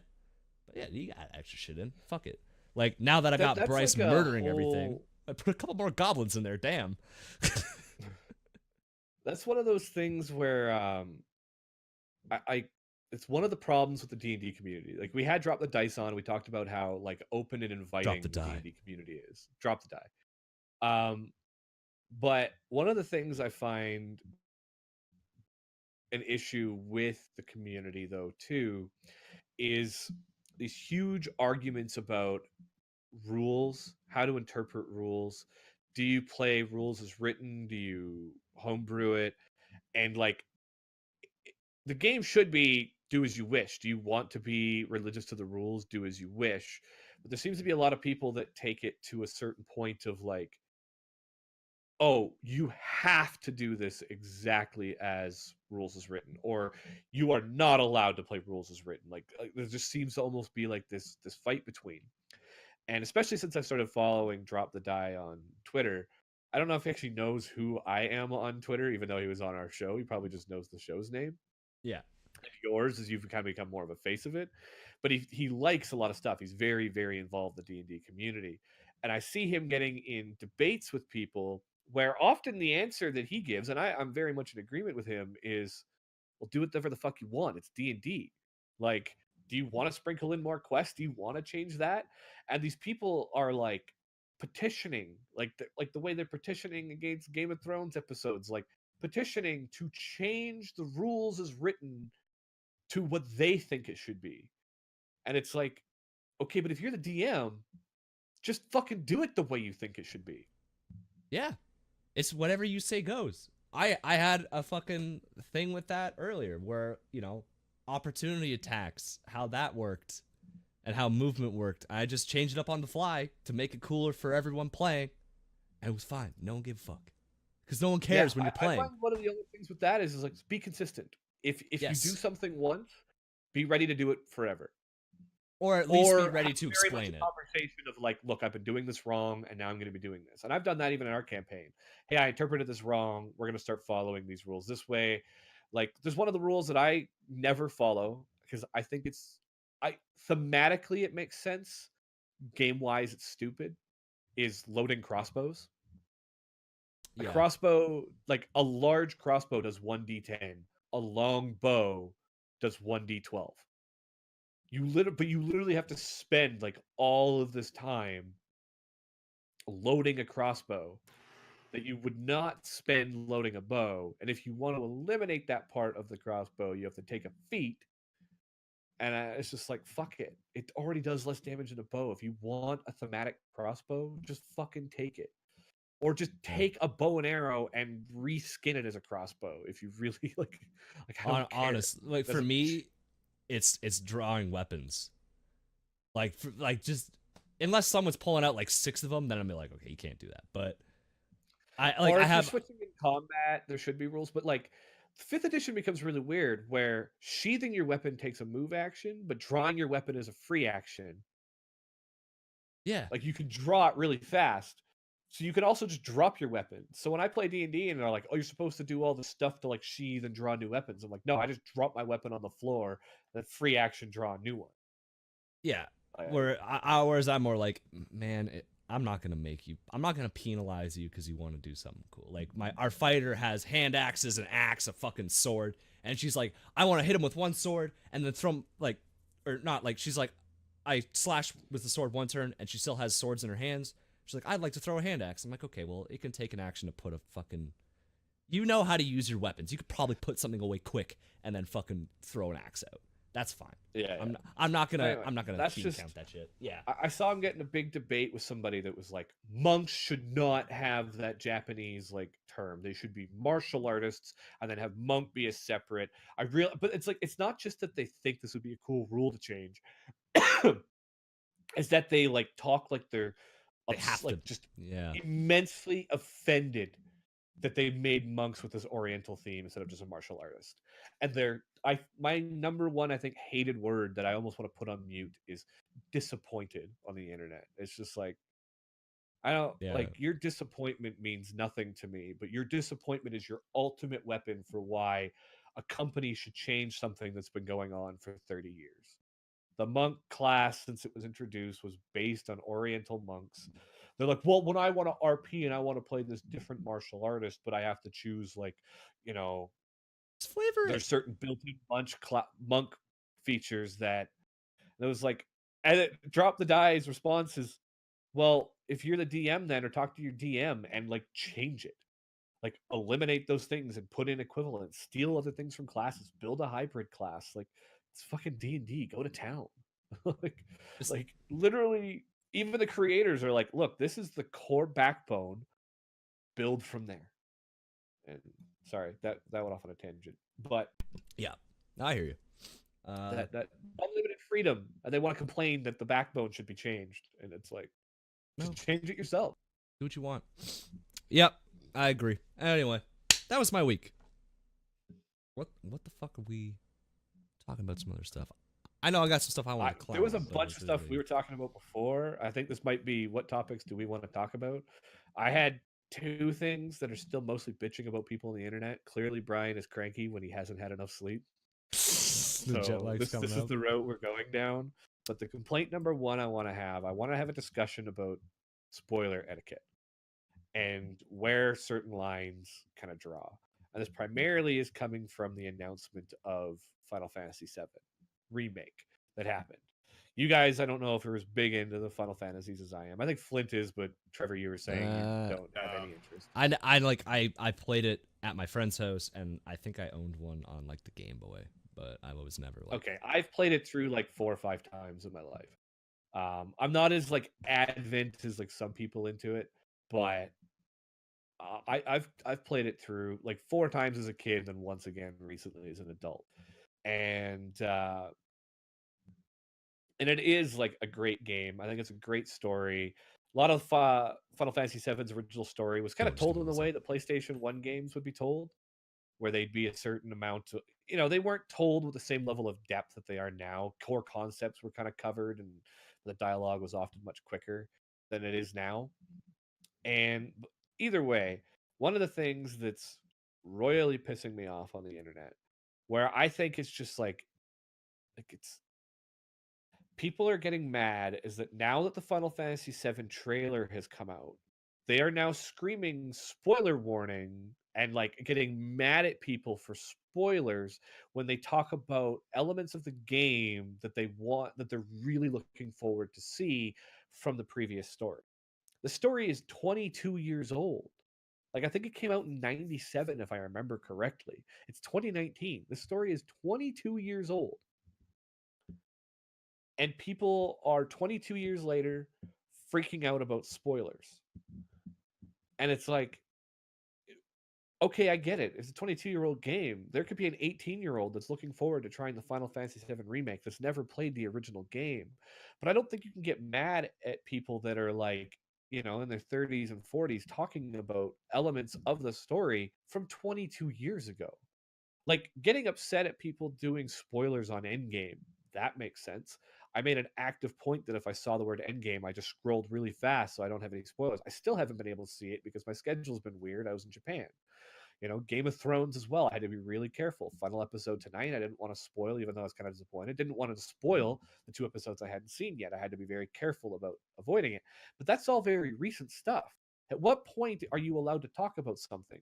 Because if you're getting mad about a story that's 22 years old, like, yes, it's being remade, but it was like, before the remake really got its new trailer that shows it's still going, you could talk about plot points of Final Fantasy VII, like one of the major points that sets the whole story. Spoiler warning now, skip ahead 10 seconds. Aerith dies 1/3 of the way Whoa, through the game. spoilers! Dude, And I've that's been the one waiting that people 25 get mad years. about. And it's like, okay, wait, like, you can't make Final Fantasy VII without Aerith dying. Like, I was watching Maximilian talk about it, and they're like, "Do you think they would maybe take that out?" And they're like, "No." Half of the second and third disc is like, the character's kind of doing all this stuff, but then they have this person that's that close to them die, and there's entire huge plot points of the story of the party like getting over that death and like living with the trauma of watching her die. Like, it's a huge plot point in it. Like, you couldn't take it out. It'd be like taking the ring out of Lord of the Rings. Like, it just doesn't make any sense. Yeah. Uh, but people are like, whoa, whoa, whoa, you're spoiling that, like, Aerith dies. And you're like, it's 22 years old. Like, the story's older than you, but you're freaking out on the internet because you want to experience it fresh when it comes out for the first time. And it's like, is there like a whole new rule to spoilers that with remakes, it now becomes a forbidden topic? Yeah, I think Like- that's just like- dumb as fuck, honestly. What? How are you But gonna? it's How are like you gonna expect all people- over the place from like multiple YouTube creators that I watch that are big into like Final Fantasy things, and they're all like making comments like, "I will not apologize for Final Fantasy VII spoilers. It's 22 fucking years old. Just because the story's older than you doesn't mean I'm not allowed to talk about it because you might get to experience it for the first time now." It's like, sorry you missed that wagon. That was a benefit of being born earlier. Or if you really care that much, like, mute all content towards Final Fantasy VII. But like, Yeah. I'm waiting for the developer to be like, "Yeah, we really did our best to get the Aerith death scene right," in like an interview, and then somebody freaking out about spoilers of the developer. I think the funniest one I saw was, like on Twitter, how everyone, like, when they see a cute character, they like freak out. So someone put a picture of Aerith up that obviously hadn't played Final Fantasy VII and said, like, "We need to protect her at all costs," as like, "Oh, she's so cute, I want to keep her alive." And then someone like quote retweeted, like, "Is no one gonna tell her? I'm gonna let this person know." Uh-oh. But yeah, I'm just trying to think of other remakes that would have like this kind of impact. like It'd be like getting mad That- at the that are, Master like- Chief collection. You know, like you're playing or like the Halo 3 or Halo 2 remake, like if there's character death in there or something. because those people, the same thing happened with Resident Evil 2. Now, I haven't played Resident Evil 2. I'm not big on horror games. But then there was people like, again, Maximilian commenting on story elements and waiting to see how this is done and all of this different things. And as he was doing his playthrough, he was commenting on like things that are about to come up. And there was people in his stream getting mad at him for talking about things that hadn't happened yet in their game in the game because they're experiencing it for their first time. And it just falls in this weird boat where like, I mean, this is mostly me been ranting. I can clearly tell I haven't left any room for conversation, but again, low sleep. Like, what becomes the protocol on a remake? Like, do we stop talking about the details of these because somebody could experience it for the first time and it is impactful if it's not been spoiled to you? What do you think, Trevor? I honestly don't care. It, like, there's nothing that I can say that's just gonna be like everyone's gonna latch on to. I'd rather just like, I don't know, stay in my own lane. If anything, like, look, I'll take the medium as I like it, and you guys do whatever else you want. If you guys want to complain, that's okay, but just keep me out of it. You guys want to, run with it, that's cool, but just if you want to run ahead, I'm not describing this well. In other words, you just I don't don't know. give a shit. It's basically Kinda, the short like, answer. I'll scroll through it and I'll see it like on Twitter a lot, and I'm just like, that's a thing today. And just keep scrolling. It's like, that's a good meme. There we go. That's the stuff I'm looking for. You have to remember, I'm 30 going on 60, hating the younger generations. Yeah. Get off my fucking lawn. Youths. Like the Game of Thrones thing is the most recent thing I've really seen. I haven't seen any of the Final Fantasy stuff. But it's just like, all right. If the only opinion I have on it is there's way too much of this on my timeline. For the love of God, can I find some other content that's not Game of Thrones? Yeah. As You someone know who from the doesn't minute watch the Game of episode Thrones. 1 came out that it was a talking point for 7 weeks, up until a week after the final episode, and then it was like Breaking Bad when Breaking Bad came out. It was like all everybody talked about. Yeah, I just wasn't on Twitter then. Fair enough. But that's my only opinion on it. For the love of God, let me find other content on my Twitter. Thank you. When you have to actively search for memes, that's when you know the struggle's real. Yeah, it's rough, dude. I mean, it's rough out here in these streets. But outside of that, I just like I've seen the not the protests, but the Petition? the petition. I've seen all that stuff, and I'm still just like, all right, if that's how you guys like to spend your energy, sure. I mean, what is it gonna achieve? Let me fill you in on something. Nothing, but I mean, do what you're gonna do, I guess. Yeah, I don't know. Make it, if that's how you want to feel you're a part of the movement, that's all you do. Smile. Smile. Fucking. Yeah, that's way too much effort to expend, like signing a petition. But yeah, I don't understand getting people mad, getting mad about 22 signed years. an online petition, In person, especially none of the stupid ones. Yeah, but I'm still like, my whole thing is I already get mad enough at Smite. Like, I can't be getting mad at other stuff. Like, I have a certain amount of anger outlet for work. And then the other 90% goes to Smite. So, unless I just want to be a rage machine all the time, like, I gotta be Reformed Brothers. So the other stuff in the world, there's a lot of idiots out there, and I just have to stay in my own lane. I acknowledge you idiots are out there, but I'd love to imagine you don't exist. Do you ever? This is something I've always wanted to ask, but considering you live with a high-res employee and live like next door to another, do you ever just be like, "You guys need to go fix your fucking game" after like a match is done? Just like point at them in particular, or you just know that like it's just because they have nothing to do with it. I know. I will call them out on some SPL shit, but even still, like most of the time still has nothing to do with them. It'll usually be like production stuff or I more meant jokingly, just be like, but... oh yeah, no, I mean I'll troll and be like, Benny. All right, I'm not gonna get screaming on here, but Benny always gets shit in his DMs because he, is outward on Twitter known as somebody who works for the company. Yeah. Even if he works for Skillshot, which is no longer Pyro Studios, Skillshot, but he'll still get DMs of like, fix your servers or some shit. He's just like, what does this have to, like, stupid? Just like you'll see like the artists get DMs about like, fix the servers or there's this bug in the game, and they're just like, yeah, Okay. what? I made that skin. Just the visuals. I didn't even program it. I don't. Looks I don't pretty, doesn't understand it? Do you know how anything works with game development? Well, that reminds me of my favorite meme. I think I saved on my phone back when I used to still play Smite, which was it was like Homer Simpson in the bath, right, with Bart holding like the chair. It's like the GIF one or whatever, where he's like smashing him over the head with the chair. And it was just like high-res employee exists. It's like Homer in the bath, and then it's just like Bart, fix your servers, like fix the game. Honestly, it hasn't been. I feel like it hasn't been that bad lately, though. Like, I feel like that meme wouldn't really apply right now. It either be towards I think balance they're- or I think they're doing anything that better. somebody feels needs fixed. But I think they're doing better across the board. I mean, like, there's like, there's some small in-game bugs that are like more of a nuisance than anything, like the UI stuff. But the game itself is running better. Like even the next patch, they have a lot of fixes in it.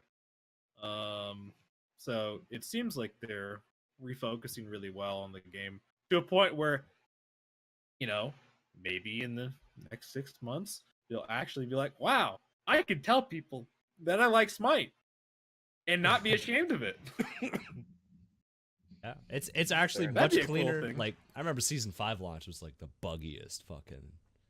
I mean, it's much cleaner than that. It's way better now. Oh Totally. my god, I will say. Dude, that reminds me, season 5 when we're testing out the map at Worlds, and it was just like this whole fog. Like we're getting lost in the map. We didn't know where to go. I mean, we still won because the enemy team was like never played Smite in their lives. Maybe Yeah. like Paladins players or something. But just like, Yeah. man, this jungle's massive now. I'm so scared. Can't go in the jungle. Right? But now I'm like, Also, bro, I'm there's not heavy gonna go fog. Yeah, here. man. Yeah, man. Good old days. The good old days when the game was bad. Yeah, game's good now. Like, whatever. I guess, Bring yeah, back classic Smite. Yeah, dude. God. Classic WoW. Classic Vanilla WoW. servers Boys. win. I still don't get the appeal of classic WoW. I mean, some people are getting into it and they're getting the nostalgic, and then there's people that are interested in trying it that have never played WoW, and I'm like, I don't personally get it. But then it's like I also get the people that are being like, fuck off with telling us you don't like it. We're still gonna go have fun with it. And it's like, you know what, you're right. And I am guilty of being one of those people that have been like, don't waste your fucking time. I still don't think classic WoW will last much longer than like a couple of months, or it'll be like it'll go spike straight up and then drop like 80% of its player base, and then have a happy like 10 to 20 that started it. And then I think you'll see a whole kinds of drama about the game, and it'll be probably an annoying talking point for a while. And then there'll be some people that are like actually happy as a pig of shit, just like this is the greatest thing ever. I'm wondering if it's gonna go the old school RuneScape route. That's also a possibility where people like prefer it to the new version, as shitty as it looks and feels. You know. I'm just curious about the what's next part of it. Like I don't, where do you go? I don't follow WoW. I grinded a lot of WoW a long time ago, like Wrath of Lich King, and then I gave up on it because it ate my life too much. But I didn't even play Classic. It was, I think that was like what, the first or second expansion after Classic technically. Wrath was second. Okay. But even still, I'm just like, okay, so you're making this big effort to go back to Classic. Like you're trying to win your fan base over. You know, even the people who haven't been playing for a long time. And then what? What's the play here? I mean, is this next expansion for like actual WoW going to be just absolutely bonkers, or what are you going to do? Because like Blizzard's they got to do something in their actual Blizzard criteria. I mean, like Overwatch, at this point, they put on a path where it doesn't matter what they do. Same for Call of Duty. I know that's technically Activision, but you know, Yeah. now branded under Blizzard's the same become more house. Activision than it was original Blizzard, though. Yeah, but in that it's not terrible, but they just, I think, hopefully they've realized where they kind of goofed up there, and are trying to reevaluate everything. I don't know if they're actually going to, because technically we haven't seen like a new announcement that would matter for any of those Blizzard titles outside of Overwatch. Like, because I mean, Classic WoW's been announced forever, so that doesn't count. It's just like, what is the next thing you're going to announce be? Is it going to be value, or is it going to show that you're still slipping and still trying just to milk money out of something? But I am interested in seeing, you know, how they handle the other half still. I mean, like, again, Overwatch is still technically the Blizzard half, but with the Call of Duty as well, between these two games, now they're committed long term, in a way that they can't, at least with the Call of Duty half, since it is new titles every year, you can't put out a bad title now. Like, you have to maintain that to a certain level. I'm curious if how the quality of the entire Activision Blizzard brand will look, you know, a year or two from now with all of these titles. Now that they are like locking down on certain things and being like, we are putting so much money into this, we can't kill it. You know, Yeah. They have to. They like have to. Overwatch. I was worried because I'm like, all right, everybody invested so much into this, like all these millions of dollars you hear about. Why did they do it? You know, what's the end game? Because right now, even you watch, the meta's still kind of resident sleeper. You know, how is this going to make that much money? What did they show investors? But then you see like the workshop.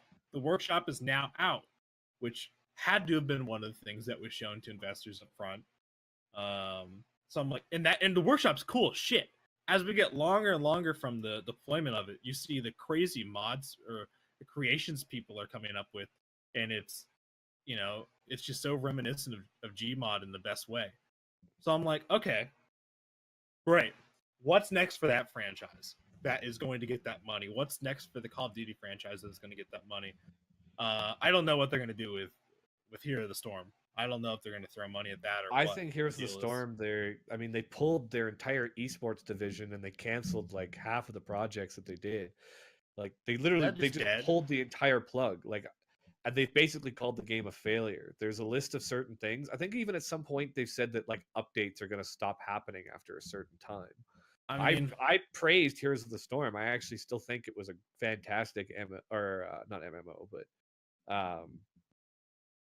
lack of sleep, words escape me, but you know what I mean. Like I thought it was MOBA. fantastic. MOBA, that's the fucking word. I thought it was a fantastic MOBA. I thought it did a lot of things really great. I think it had a couple of things that were kind of off-putting, that were like off-putting for some people, but like enjoyable for others. Like the way they tackled Snowball and the team leveling, which changed the way you play. I thought their characters were the most creative and played the most differently. I haven't played Dota, so maybe Dota's also just as wild. I don't know myself. I honestly, I just never thought it was a great game. got into that style. But you got Diablo, which they need to do something with. You know, assuming you don't hear the story. So you got Diablo. Destiny, it feels like will take, even though it was originally, wasn't that originally Activision? I think that was Activision Bungie who did that originally. Yep. And then Activision bought out Bungie on it, or Bungie dropped out, one of the two. And now it's Activision.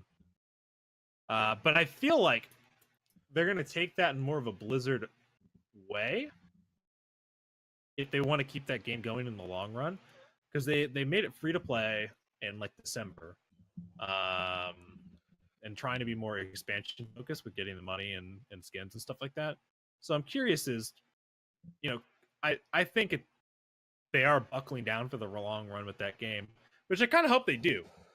I'd love to have like an FPS game where they actually start doing this really long running story that I care about. I mean, like, I don't care about the front half of the story.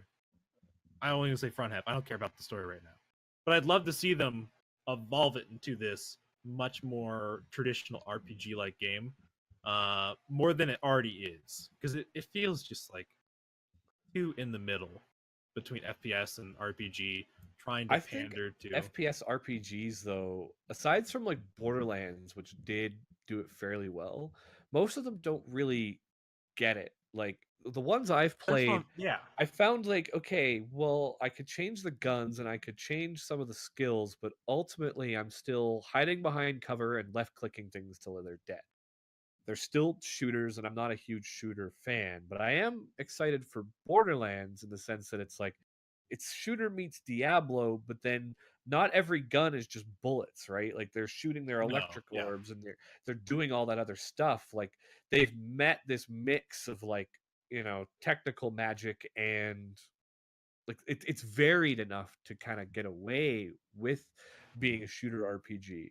But I find every other shooter RPG I've played, especially Destiny, even when I played it, it was like, okay, this is a burst rifle. Okay, now this is a higher level burst rifle.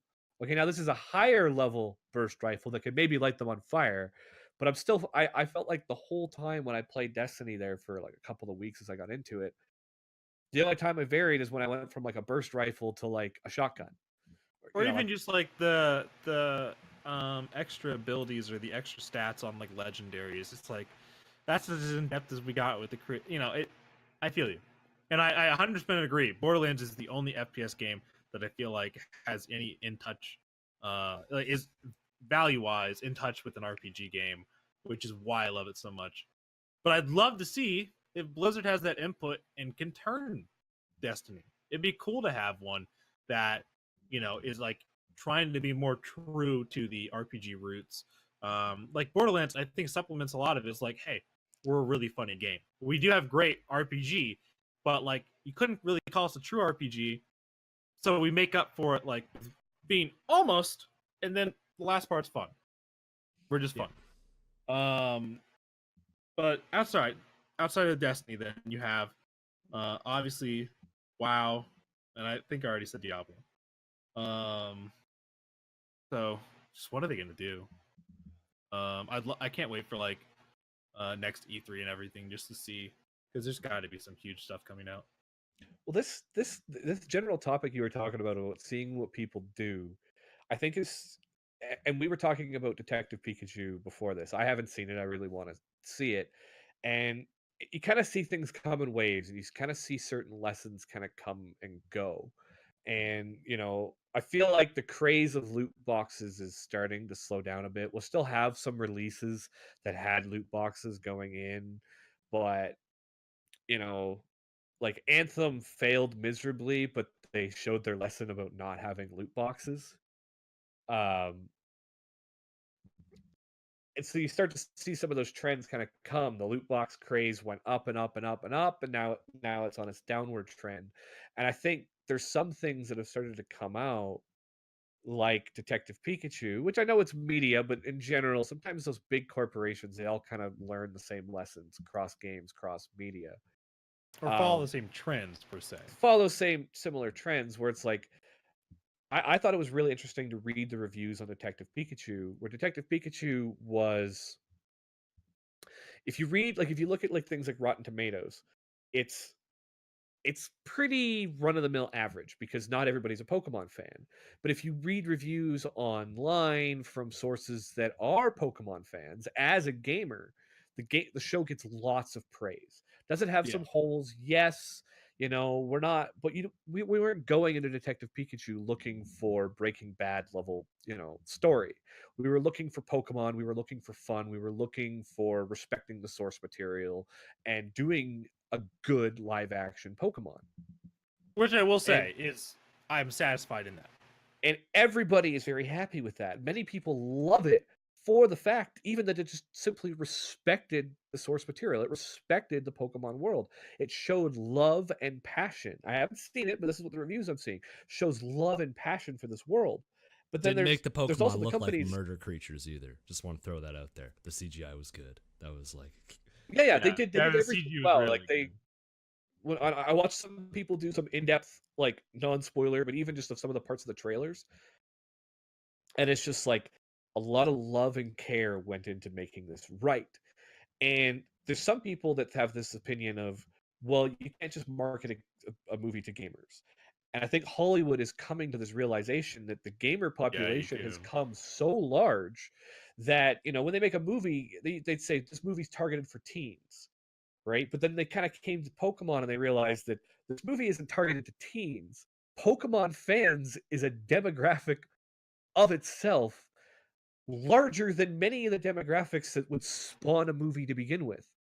Like, if you're going to make a movie for kids 5 to 12 and hoping their parents will take them to it, like many a Disney movie have, like, then maybe understanding that it's like, okay, some of the parents will enjoy the Disney movie, so you can count that in your demographic.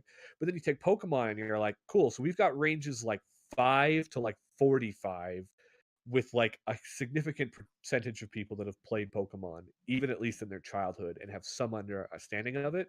And to the point that Pokemon is so large that it's part of the larger, like, culture, or what's the word I'm looking for, but just like cultural media or whatever. Like, it's part of the norm to at least have some understanding about it. And so they can make a movie like that and not have to do tons of exposition. And I think this kind of like learning to respect the source material is similar to the trends that gaming is kind of learning to, like, learn to respect their players again.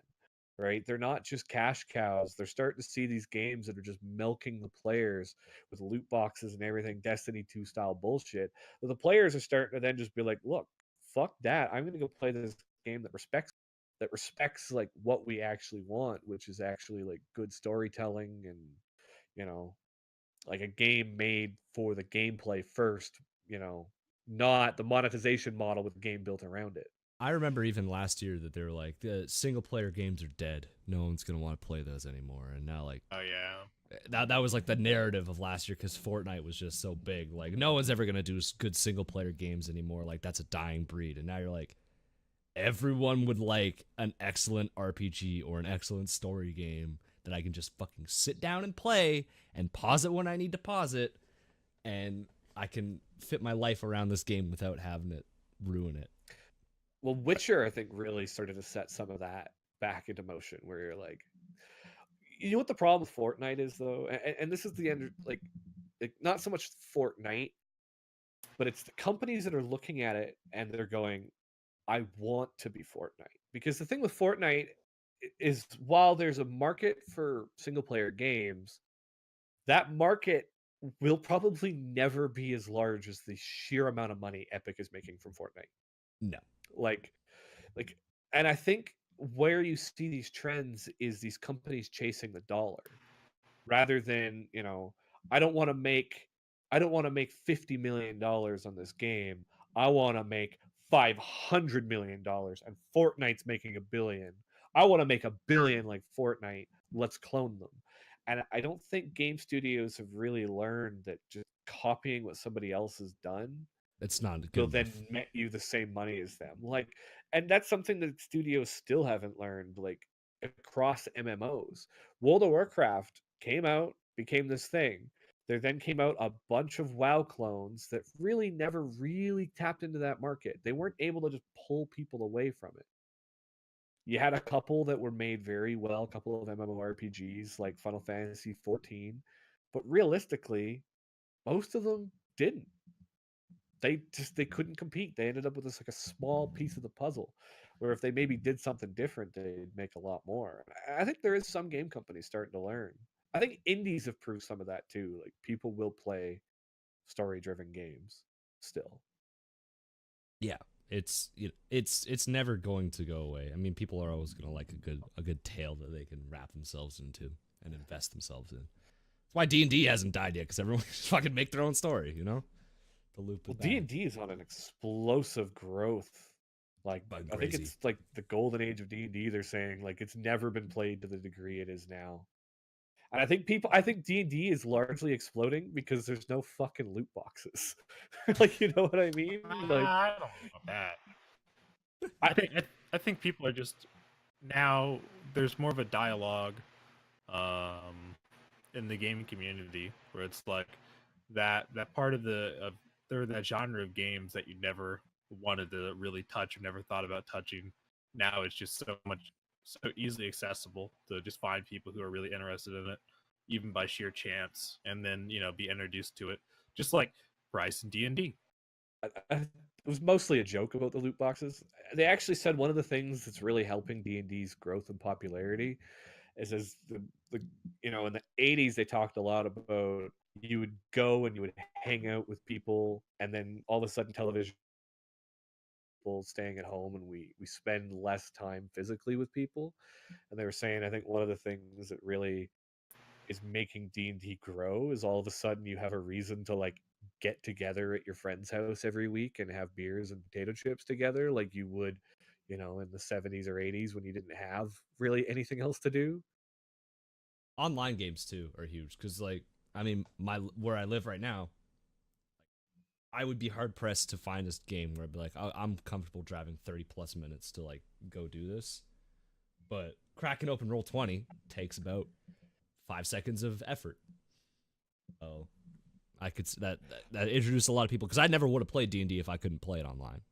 Not that like I Probably wouldn't. I'd like to get to an Tough in-person call for me. game eventually, but the fact that I can play it online is just super awesome. Makes it super accessible for a whole bunch of people, There's a lot of purists that still think online is the worst fucking thing made. Like, whenever, like, everybody I've ever met, like, in person, and I'm like, oh yeah, I play online and in person. They're like, oh, why do you even waste your time online? And I'm like, It's still D&D, dude, bro. like, I actually You fucking enjoy my losers. online campaigns more than my in-person one because I don't think my DM's the greatest. I just enjoy, like, hanging out with those people. Exactly. But, Well, yeah, I hear you. Well, I was gonna clown on Final Mouse for a bit, but we can go right to community challenge if that's easier. It's up to you guys. Okay. so I feel like this community challenge might have to be done in 2 parts. From what I understand, I haven't read it because I haven't seen Endgame yet.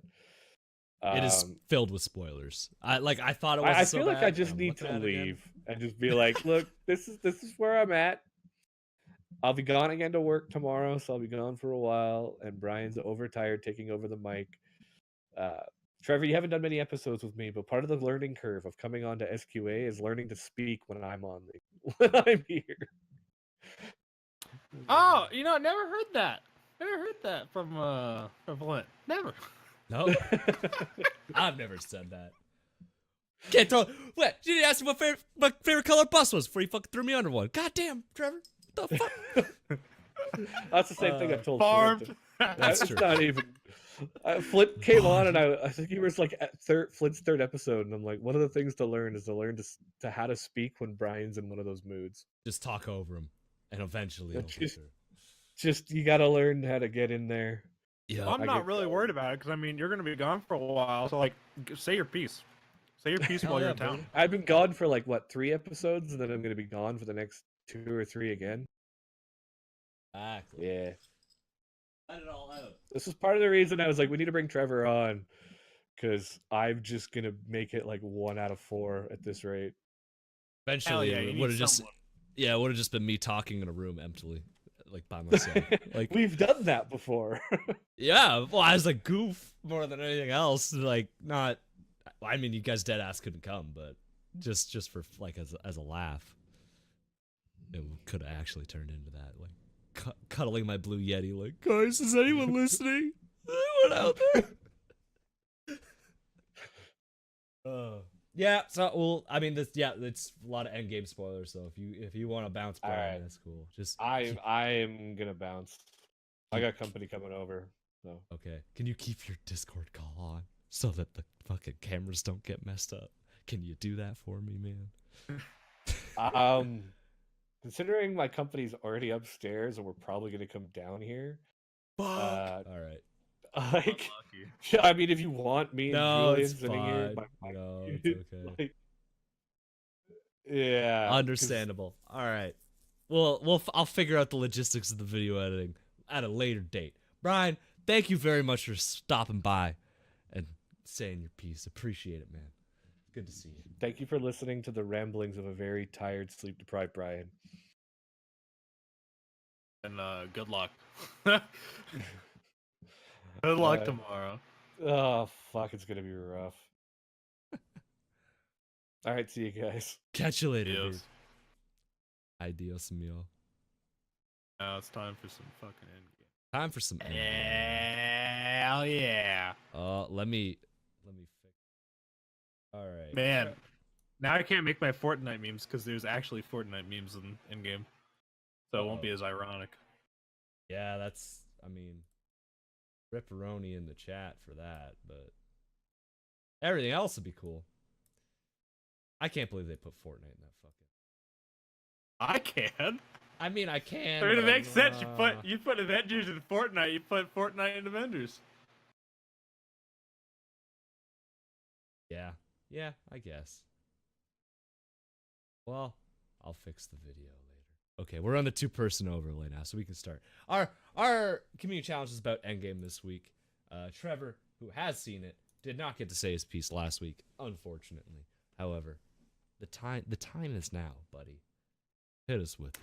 What are your thoughts on Endgame? And by us, I mean literally just me, and then whoever's listening. Yeah. Here's my thing. I enjoyed it, but the more I think about it, the more I don't like it. I don't say that. Gasp! The more I think about it, the less I like it. How dare you? How dare you dislike the God movie? I mean, that's just like stereotypical plot holes in comic book stuff. It's just like, Oh yeah, Come on, bro. That's a mound. but just so much of it just doesn't make any sense. But you know what? It had to end. I so, left I the mean- theater satisfied, and that's all I could really ask for after 10 years of going to these movies. You know? I don't know. It kind of. I was just like, all right, that's all right. I wouldn't say satisfied is the way I felt leaving, but I was like, it was entertaining. I'm already kind of ready for like Secret Wars stuff. I don't felt like that. I don't feel like that was a conclusion for me by any means. Like it was maybe intended to be. I mean, it definitely. Granted. It felt like a series in a comic book run was ending, and we're starting a new series up now. That's like as far as I took it. Like it's not like I'm gonna stop going to those movies, but like okay, this chapter's done. Next chapter. Yeah, I feel you. But yeah, I don't want to get in the nitty gritty on it. Because I am known for just like nitpicking movies, as I'm sure has been said before by Bryce.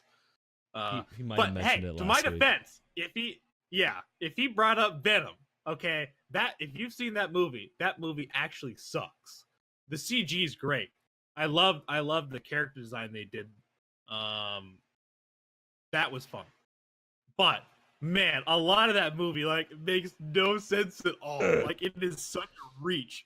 Like I always think of the SWAT thing. I'm like, we're deploying smokes. Wait, does anybody have anything to see through smoke? Nope. Oh no, none of us do. It doesn't Also, matter. I think they're using laser sights. And I'm like, bruh. Like, what are you trying to do here? Like, I get it. You're just trying to set up an action scene. But, God, this is so stupid. Or in a million times, where it's just like, where did these people come from? Like, why did that car just come out of a 3-story building? What the? Here it Ugh. is. All right, Here I it kind is. of went off on a rant there, but that's a preview of why I don't want to talk about Endgame in that depth, because I have way more bones to pick with Endgame. Well, anything that involves time travel is gonna cause some fucking ass aches, you know.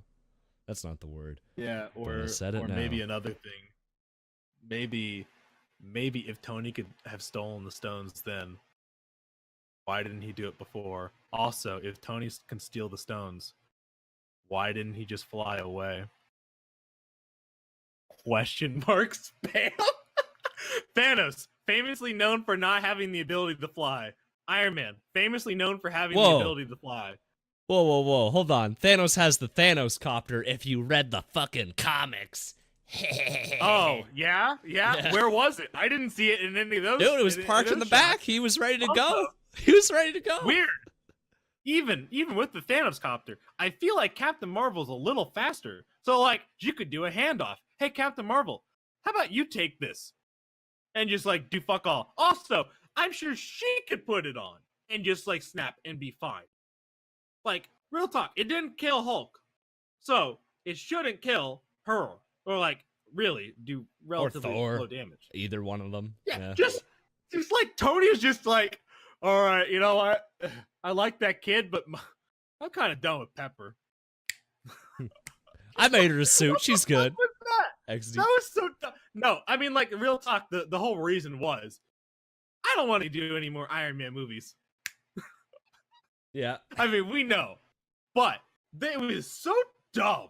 Like, I was so disappointed. And I knew that was going to happen the whole time because they're selling this relationship between him and Spider-Man.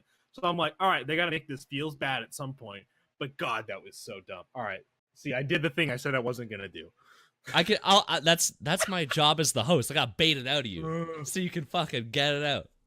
That's all right. okay, Well, you're buddy. not getting the rest of it. There's a lot of things I'm just like, well.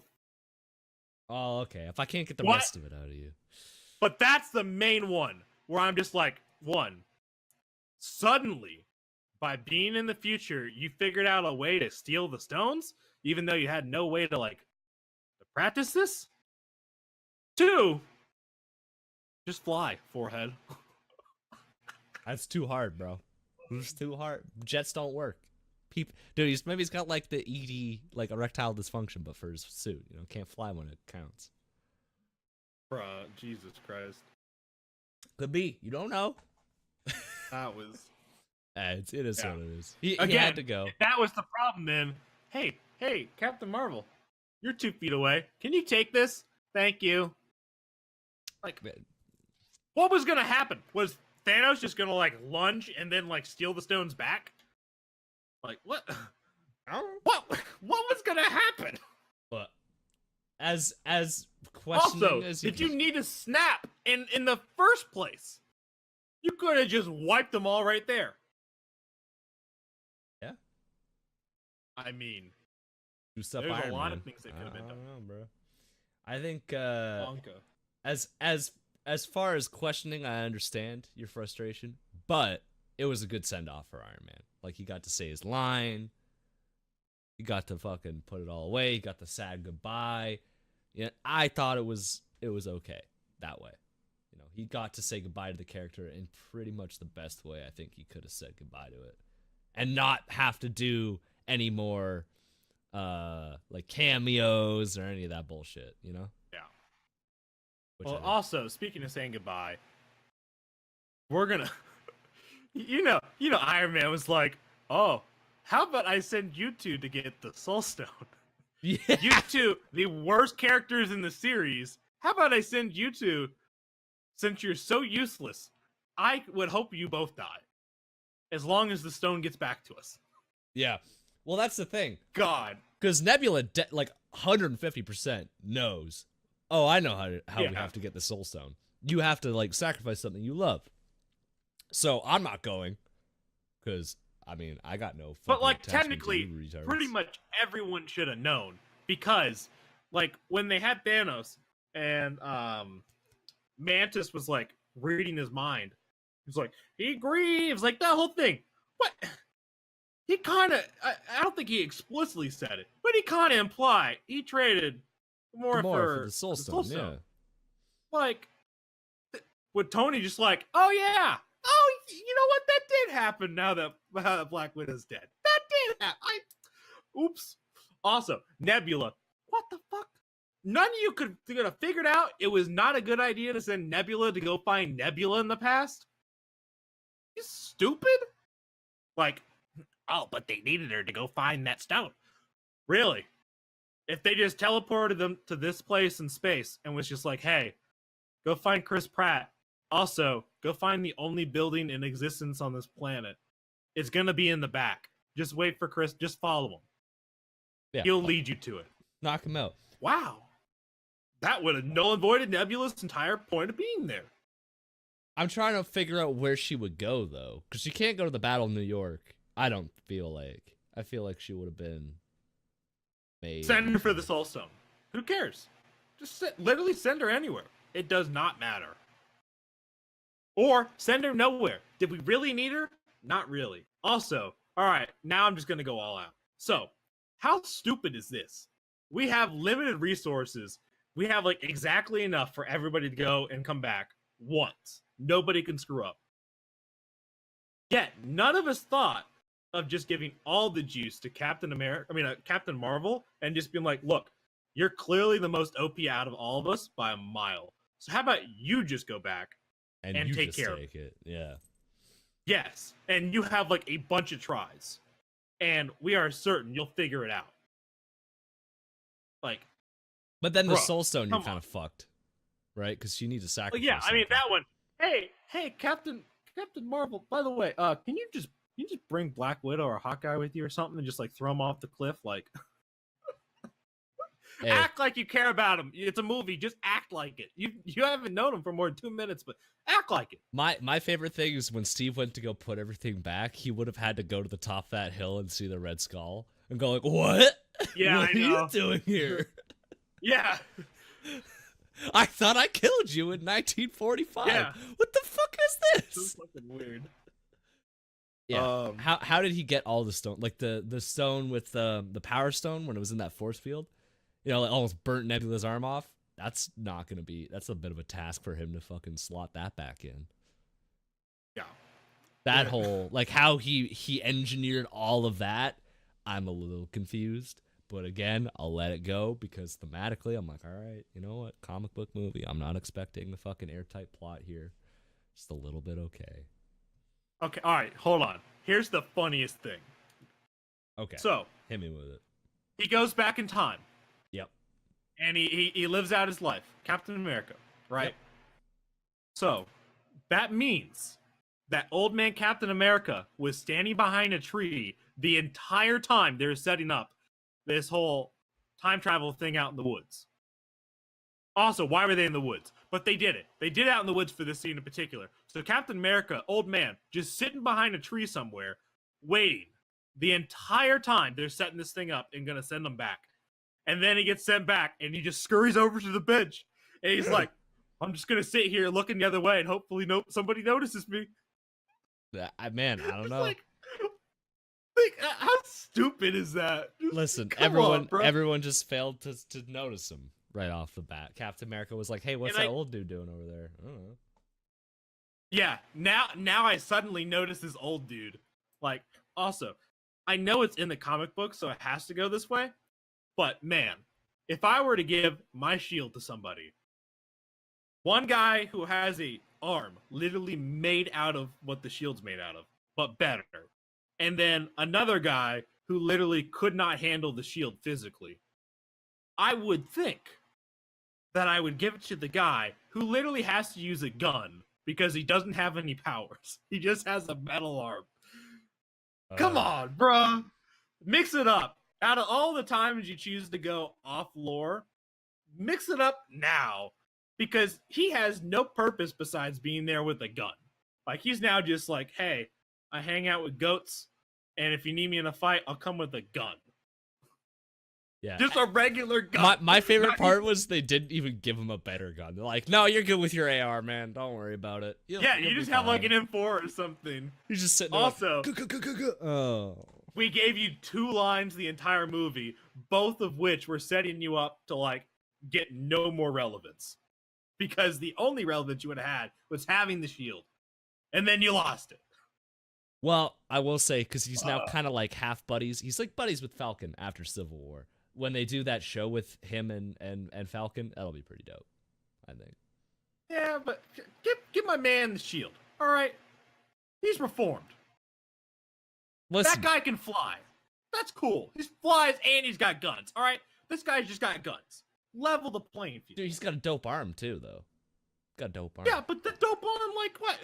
You're gonna just punch somebody? Wow, that's everybody's superpower. Like, come on, who on the squad outside of Black Widow and holy shit, Can't he's remember his relevant, name. I can't even remember his name. Oh no, Hawkeye.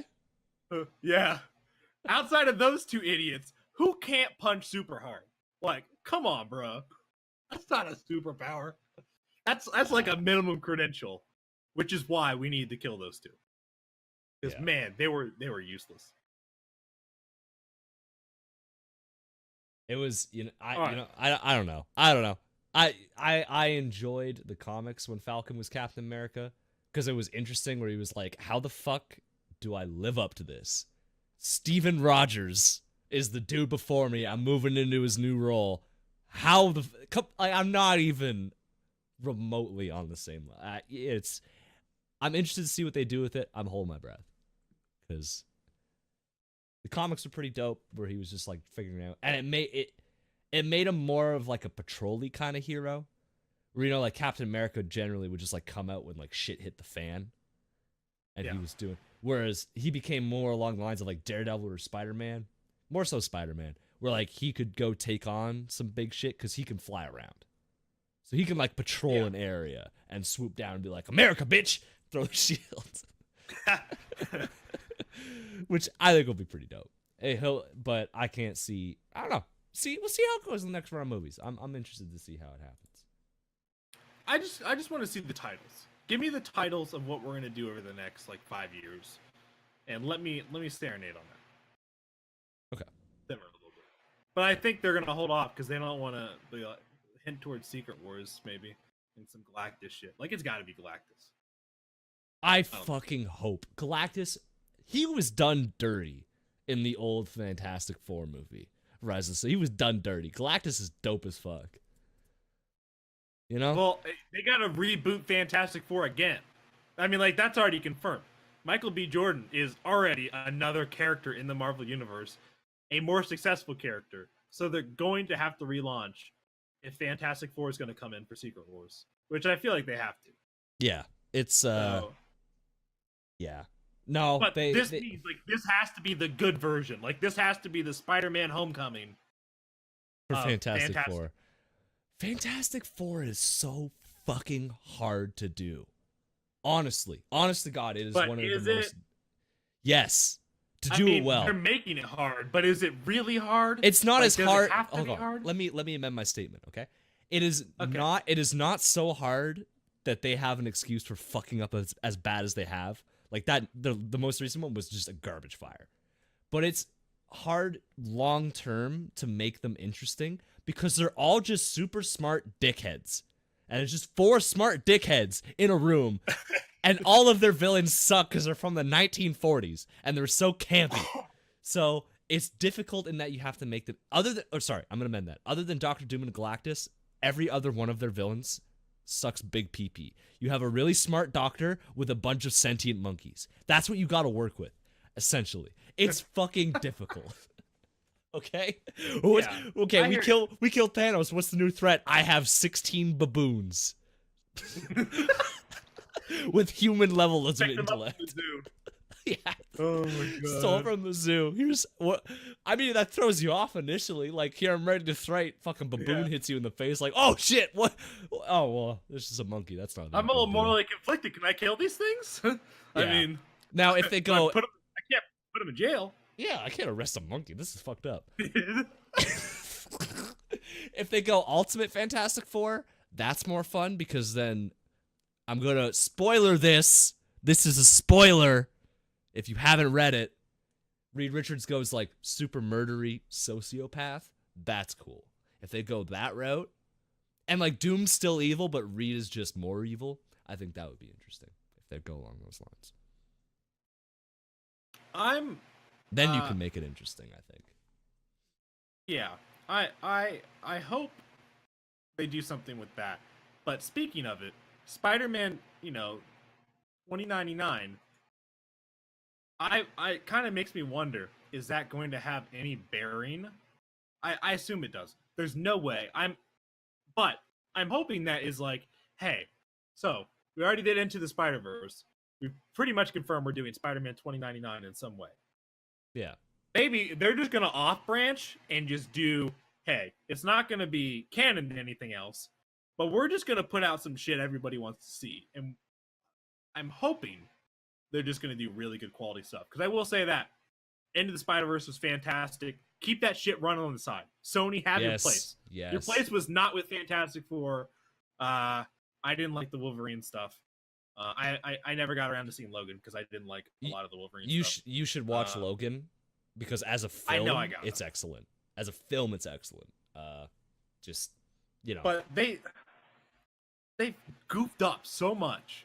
Oh, I'm they like, have. hey, you've done great with this. Honestly, it is my favorite Marvel movie. Into the Spider-Verse, like, easily. And it's by Sony. So you run with that and you just branch off and do your own thing. Maybe we'll have Galactus over here and Secret Wars shit, hopefully in Marvel. But let's keep that going and just do completely different stuff that Marvel never pick up, but like Disney won't pick up. Because right now they've been juggling some of those heroes and some of the stories and going back and forth, and then it just gets adopted. Marvel, don't take it back. Don't take back some of that Spider-Man stuff or whatever else they decide to do. And they've already Say introduced that the here now. multiverse in Far From Home. So Yeah. hopefully they keep it. Just like keep it. Well, I mean, like, look, if you want to do some multiverse, like, I'm not saying like you can't touch on like some similar stuff, but Yeah. just keep the Spider-Man you want for Secret Wars and all that canon like storyline over here, and then let Sony do their own thing, and hopefully Sony will still churn out some really great stuff, and we can enjoy them separately. And guess what? Even if Into the Spider-Verse is the only good thing we got, that's still more than DC fans get. The end of the day. Dude, well, hold on. DC animated is dope. DC animated is good. Everything else DC sucks dick. Yeah. I'm actually excited watched for the new Aquaman Batman on movie. my phone. No, not good. It's not a good movie.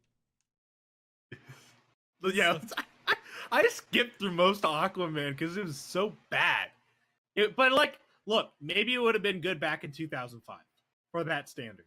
But at this point, I'm just like, what the fuck? We need some competent movies out of you idiots, please. I would like. I'm not on the boat of being like, that guy was in Twilight. He can't be Batman. I'm not in that boat. No. Because I'm fine with him as an actor. Yeah, you know what? In 2008, everyone said a gay cowboy can't be the Joker, and look how that fucking turned out. Right? Yeah. I'm Get just pranked. more like, Get pranked. we're revamping this again. Yeah. With Batman. Do So not do the origin story. God, please, just don't do it. Just ignore it. Start at the end of year here's one. the thing. Is DC with this movie? Here's my main concern. Are they going to learn from 2019 Marvel, or are they going to learn from 2004 Marvel?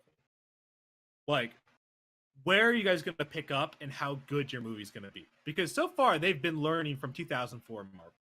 Yep. And Like, it's it not has just going been great. this subpar garbage that is so out of touch with the current decade. I'm just like, who gives you money? What investor's looking at this like, yes, this is worth it. Yeah, exactly. I Let's hear you. CG out this mustache. That's a whole another thing, but I mean, come on, bro. I mean, on the flip side, how hard is it for a fucking man to grow a mustache?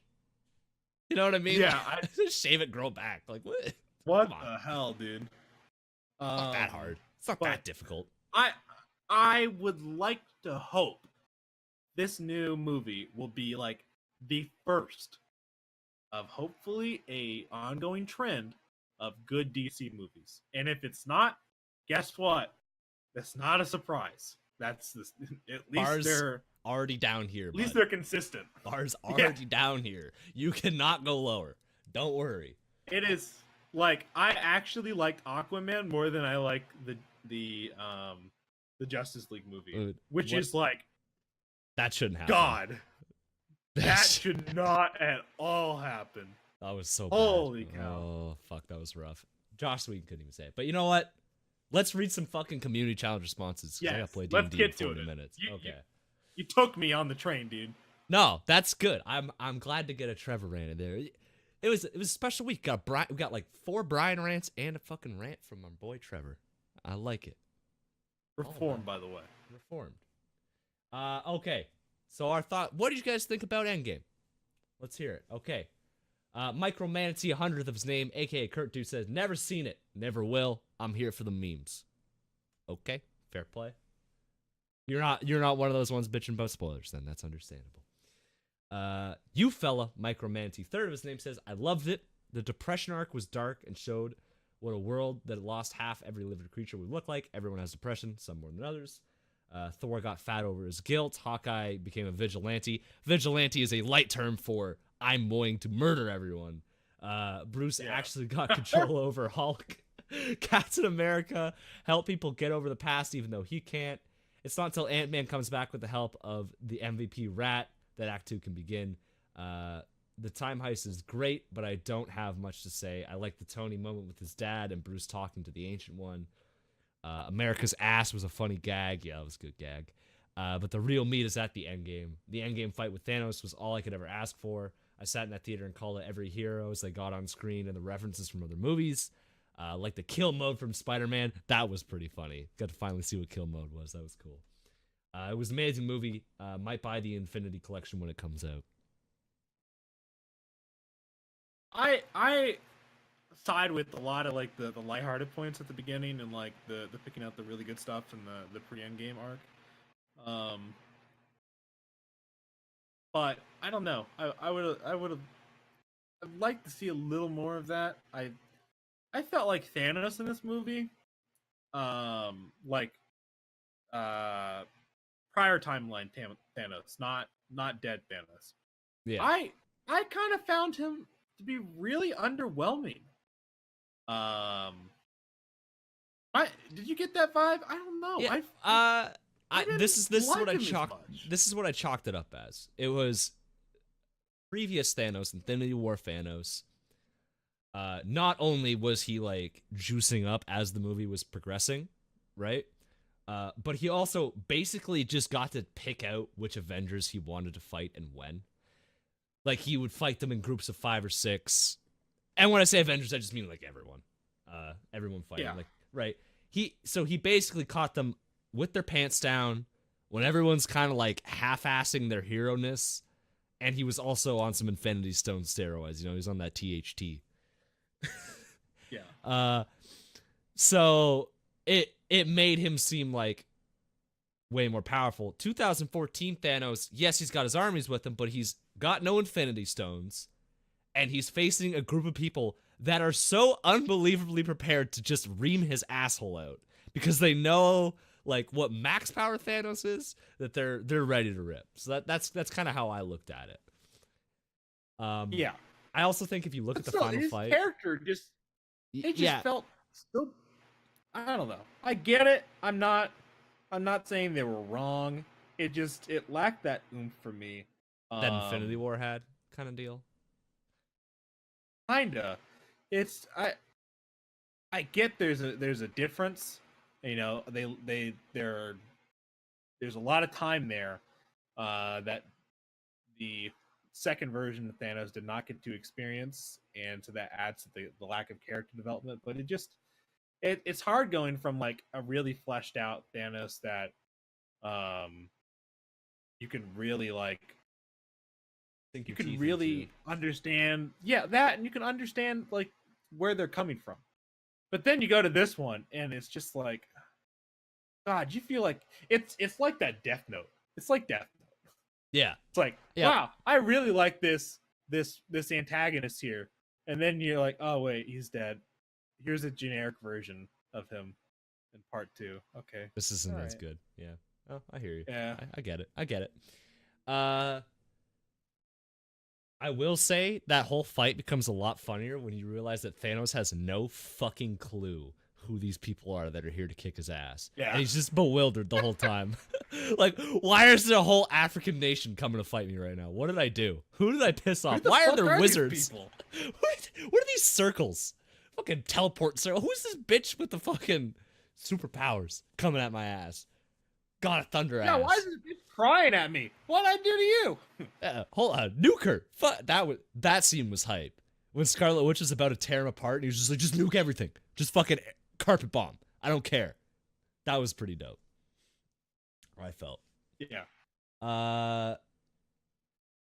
Astheno says, it was alright. I like that they incorporated Draven from League into the movie. And you'll have to forgive me, I don't play a lot of League, so I do not see the connection. If Brian was here, maybe he would have got it, but he hasn't seen Endgame. So feel free to explain that one in Discord. Call me an idiot. I do not understand, but I'm sure it's a very witty pun. Was Tyler 1 in the movie? Yeah, was Tyler 1 there? That's kind of all I know. Fro Double G says, the only Avengers I've seen is the first Avengers. To which I would say, you've been slacking for the past decade. You got to catch up. Yeah. What face? Snorlax Hunter 64, new addition to the Discord. Welcome, buddy. Says, lots of fluff, but the third act was amazing.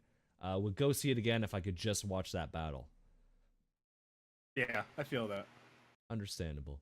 Micromanatee 7th of his name, aka Danny Boy. I have to fucking click on everyone's names to find out who you are reading this goddamn community challenge. Says, great movie, TBH. Lots of dope build-up and funny moments. Fight scene was dope, but expected. Seemed like a good ending to all the Marvel movies that I'd watched, but sad to see it all end. I have a feeling that the next Marvel movies are going to be hot garbage. But I was lucky to find a clean HD version someone shared on Facebook, so I didn't have to go to the movies and spend any money. Solid 8 out of 10. Ooh, you're a pirate. Piracy. Oh my god. Hacker Man. Hacker Man found it on a Facebook feed. That's fucking impressive. I like that conjecture that the next set will be garbage. I'm interested to see if that's the truth. Like if they blew their load with Endgame and it's a whole new set of people. Well, I kind of feel like that because of Far From Home.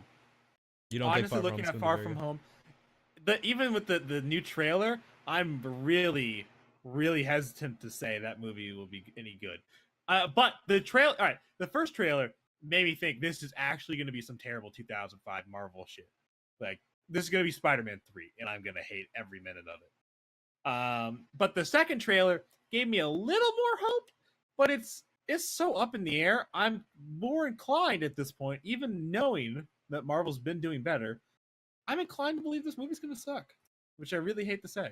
I really like Spider-Man. I'm on the fence because Marvel is very cagey with the trailers, I've found. Like the Endgame trailer, because I remember we were talking about it and you're like, I'm worried they showed too much because you see that Tony gets home and all this other shit. But that was over and done within like what? Yeah, 30 or minutes? but like they put out the Spider-Man Far From Home trailer. Oh, Spider-Man's alive. Hee. Yeah, I did like in the second trailer that they showed that, you know, there is going to be that I don't want to say guilt, but that he's just Grief. depressed, Yeah, you the know, grief. after Tony's dead. So I like that part of it, and I want to say that Jake Gyllenhaal being in the movie is like already guaranteeing this movie can't be garbage, but I mean, he's put out some questionable stuff. He's put out some So. movies where you're like, I mean, I could look up. But there's so much money. It's not like a backroom movie. Come on, man. That's all I'll say. We'll see. Yeah, but how much money did Fantastic Four have? Yeah.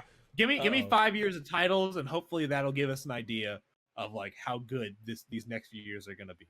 If they're just gonna be like, all right, I just need to go take a nap and hibernate for 5 years and come back when it gets good, or what? Yeah, So interesting. I feel that point. I agree. What, Danny Boy? Dep Nation says, I thought that Avengers Endgame could have been better. I felt like they tried too hard. Fat Thor was funny for one scene, and I thought that Iron Man scene towards the end would have had a much greater impact with the removal of quite a bit of the comedic elements. Thanos is OP. holds a stone and punches Captain Marvel? Quill tried holding it and needed a friendship circle to do it, and he's a part god. Yeah, they kind of glossed over that too. The girl scene felt a bit pandering, and really, does Captain Marvel need backup? She flew through that shit anyway. Didn't need anything. So many plot holes, and the plot, Yes. oh man. The wish machine got destroyed. Hold on, that girls thing? I Yeah. wasn't gonna say anything. That tilted me so hard because every single Marvel movie has this really stupid pan shot where they fit 1 million people in, but none of what's happening in the shot makes any sense. And this shot, even like, I was like, what? They were way more badass doing what they're already doing. What the fuck is this? And like, I hate this shot every time. Yeah, that's It's like, and that's what I heard from a lot of like the women in my life that have watched it. Were like, they were already doing cool shit, and Captain Marvel didn't need help. That was like their 2 points. That felt like such a discount. Yeah.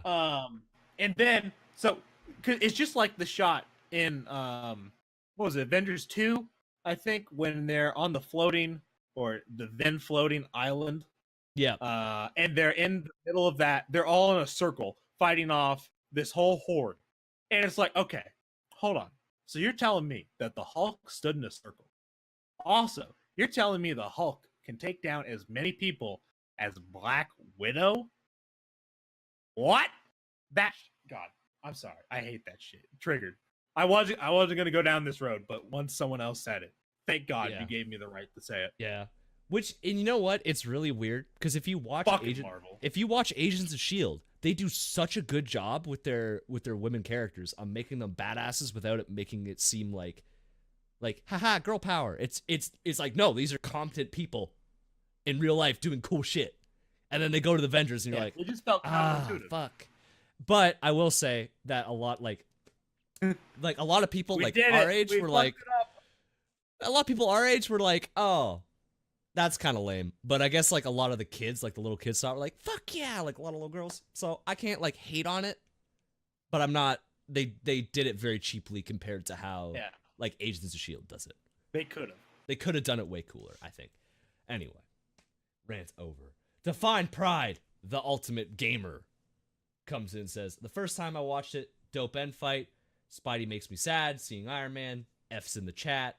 Too much cringe humor, and the first few parts of the movie. And the second time he watched it, dope, hashtag Fortnite. There we go, brother. What I'm more concerned Just- about, they're just playing build Fortnite in Thor 2025. Yeah. Ugh, wait a minute. No. Wait a second. The pump is already retired. Is the pump coming back? Dude, there's no way Epic Fortnite could League. keep that game up. The amount of crunch they're making their employees go through already. Can't tell me. Half staff. I think they could, but I'm not going down this conversation yet. We're not theory crafting I think they Fortnite in the Marvel Cinematic Universe. Yeah. Understandable.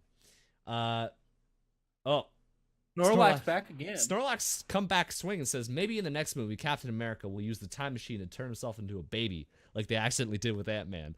Oh, that's good. I like that.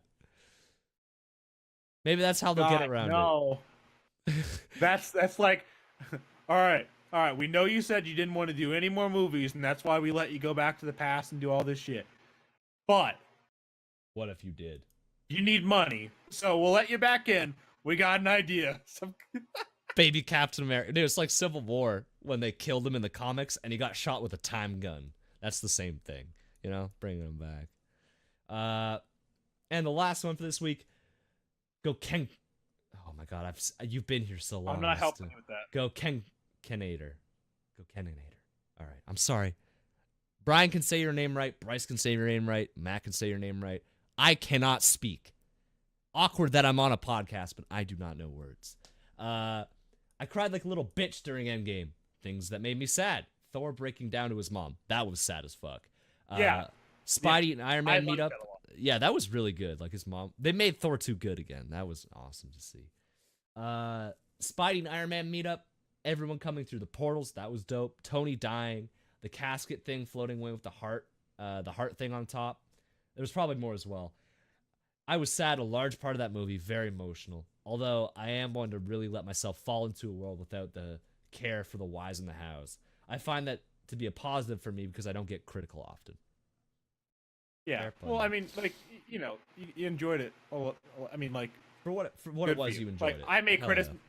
Yeah. I can stand over here and make all my critical points, but at the end of the day, I'm not trying to bring down anybody else's viewing experience by any means. It's just the way I'm wired. Like, I cannot go and watch a movie without acknowledging all these things. It's it is what it is. But uh again, not trying to bring anybody down. Totally feel you on the Thor part though. I'm circling back to that because any movie that has a really good like dead mom sequence like makes me like actually tear up. Like I actually forgot that I teared up in the movie to that. They did that really well. At least from my point of view as Yeah. someone who's lost their mom and like the feelings they have over the whole circumstance. Um it didn't feel gimmicky. Now, a lot of his whole depressing thing did feel gimmicky, but that part there was like the one really genuine part that I was like, okay, I'm happy we did this whole roundabout thing just to get to this moment. Yeah, I felt like they. I liked Fat Thor in that it was like, oh, they're addressing that sometimes when you're depressed, you just laugh through it. That's pretty dope. But It was a good meme, but God, they drug it. they did drug for the whole movie. But the mom scene was like, man, that was really They did. heartfelt, and they did it respected right. it. They respected the hell out of it. And then he fucking hijacks Mjolnir and goes back, which made me laugh really hard. Yeah. Like on this, I was like, where the fuck is my hammer? I need that. Especially because 30 seconds later, the whole fucking Asgard goes to shit, if you remember Thor 2. So Thor's gonna be like, I remember. he's like, I need Mjolnir. Where the fuck's my hammer? Yeah, I was thinking about that too. Like, wait, if you took the hammer from this time, doesn't that fuck up a lot of shit? That timeline's fucked. Yeah, they I'm fucked up. not gonna get into that though. Like, we could get into a lot of timeline stuff, but Yeah, but I don't think we're gonna end it here. That's the community challenge for this week. We got one for next week, young Trevor. I do not yet. I have a couple things I'm dabbling on. Specifically thinking about even like that plague game where it's just this game comes out of seemingly nowhere and it's really great, but I feel like it didn't get enough attention. Like it is worth much more than I think it got. And we have these complaints about, I need more single player games, but it's like, wait, but here's one. Maybe it wasn't done by one of the big five devs we want to see it out of, but I think we have to come to terms with we can't rely on that anymore. And smaller companies or less known can do so much more now. Exactly. So, if anything, what are your feelings if you do like single player games on the industry right now? Personally, I've given up on studios like Bethesda, and I'm not looking at studios so much anymore. If I'm kind of waiting to find the next ones I want to enjoy like that. I haven't given up on Blizzard quite yet. Granted, I'm talking about for multiplayer purposes. But how do you feel about the notorious studios that have put out so many great titles over the years? And do those names hold weight in your mind still? Looking at single player, multiplayer, we'll do the whole shebang. Let's not limit. How's that sound? Yeah, sounds like a good one. We can write that up a little bit cleaner. We'll write that up cleaner. We'll post that in the community challenge section. But with all that being said, Trevor, thank you for coming by, chatting about movies and nerdy shit. Thank you. Had a good time. Thanks for joining me, Fletch. Hey, thank you. Thanks for thanking me. Appreciate it. All right. I'm not getting baited into that. Don't we're do ending it. This. No, we're ending it. Okay. Thank you very much to the Whammies. If you want to follow us, do some more stuff, you can follow us at SideQuestArcade.com. Just kidding. It's SQAPodcast.com, but I'm going to get that redirect from Brian so we don't have to keep doing this. You want to follow us on Twitter, you can do so at SideQuestArcade. You want to follow myself, you can follow me at MicroManatee. You want to follow Trevor, because Trevor's here at WarHatePeace on Twitter.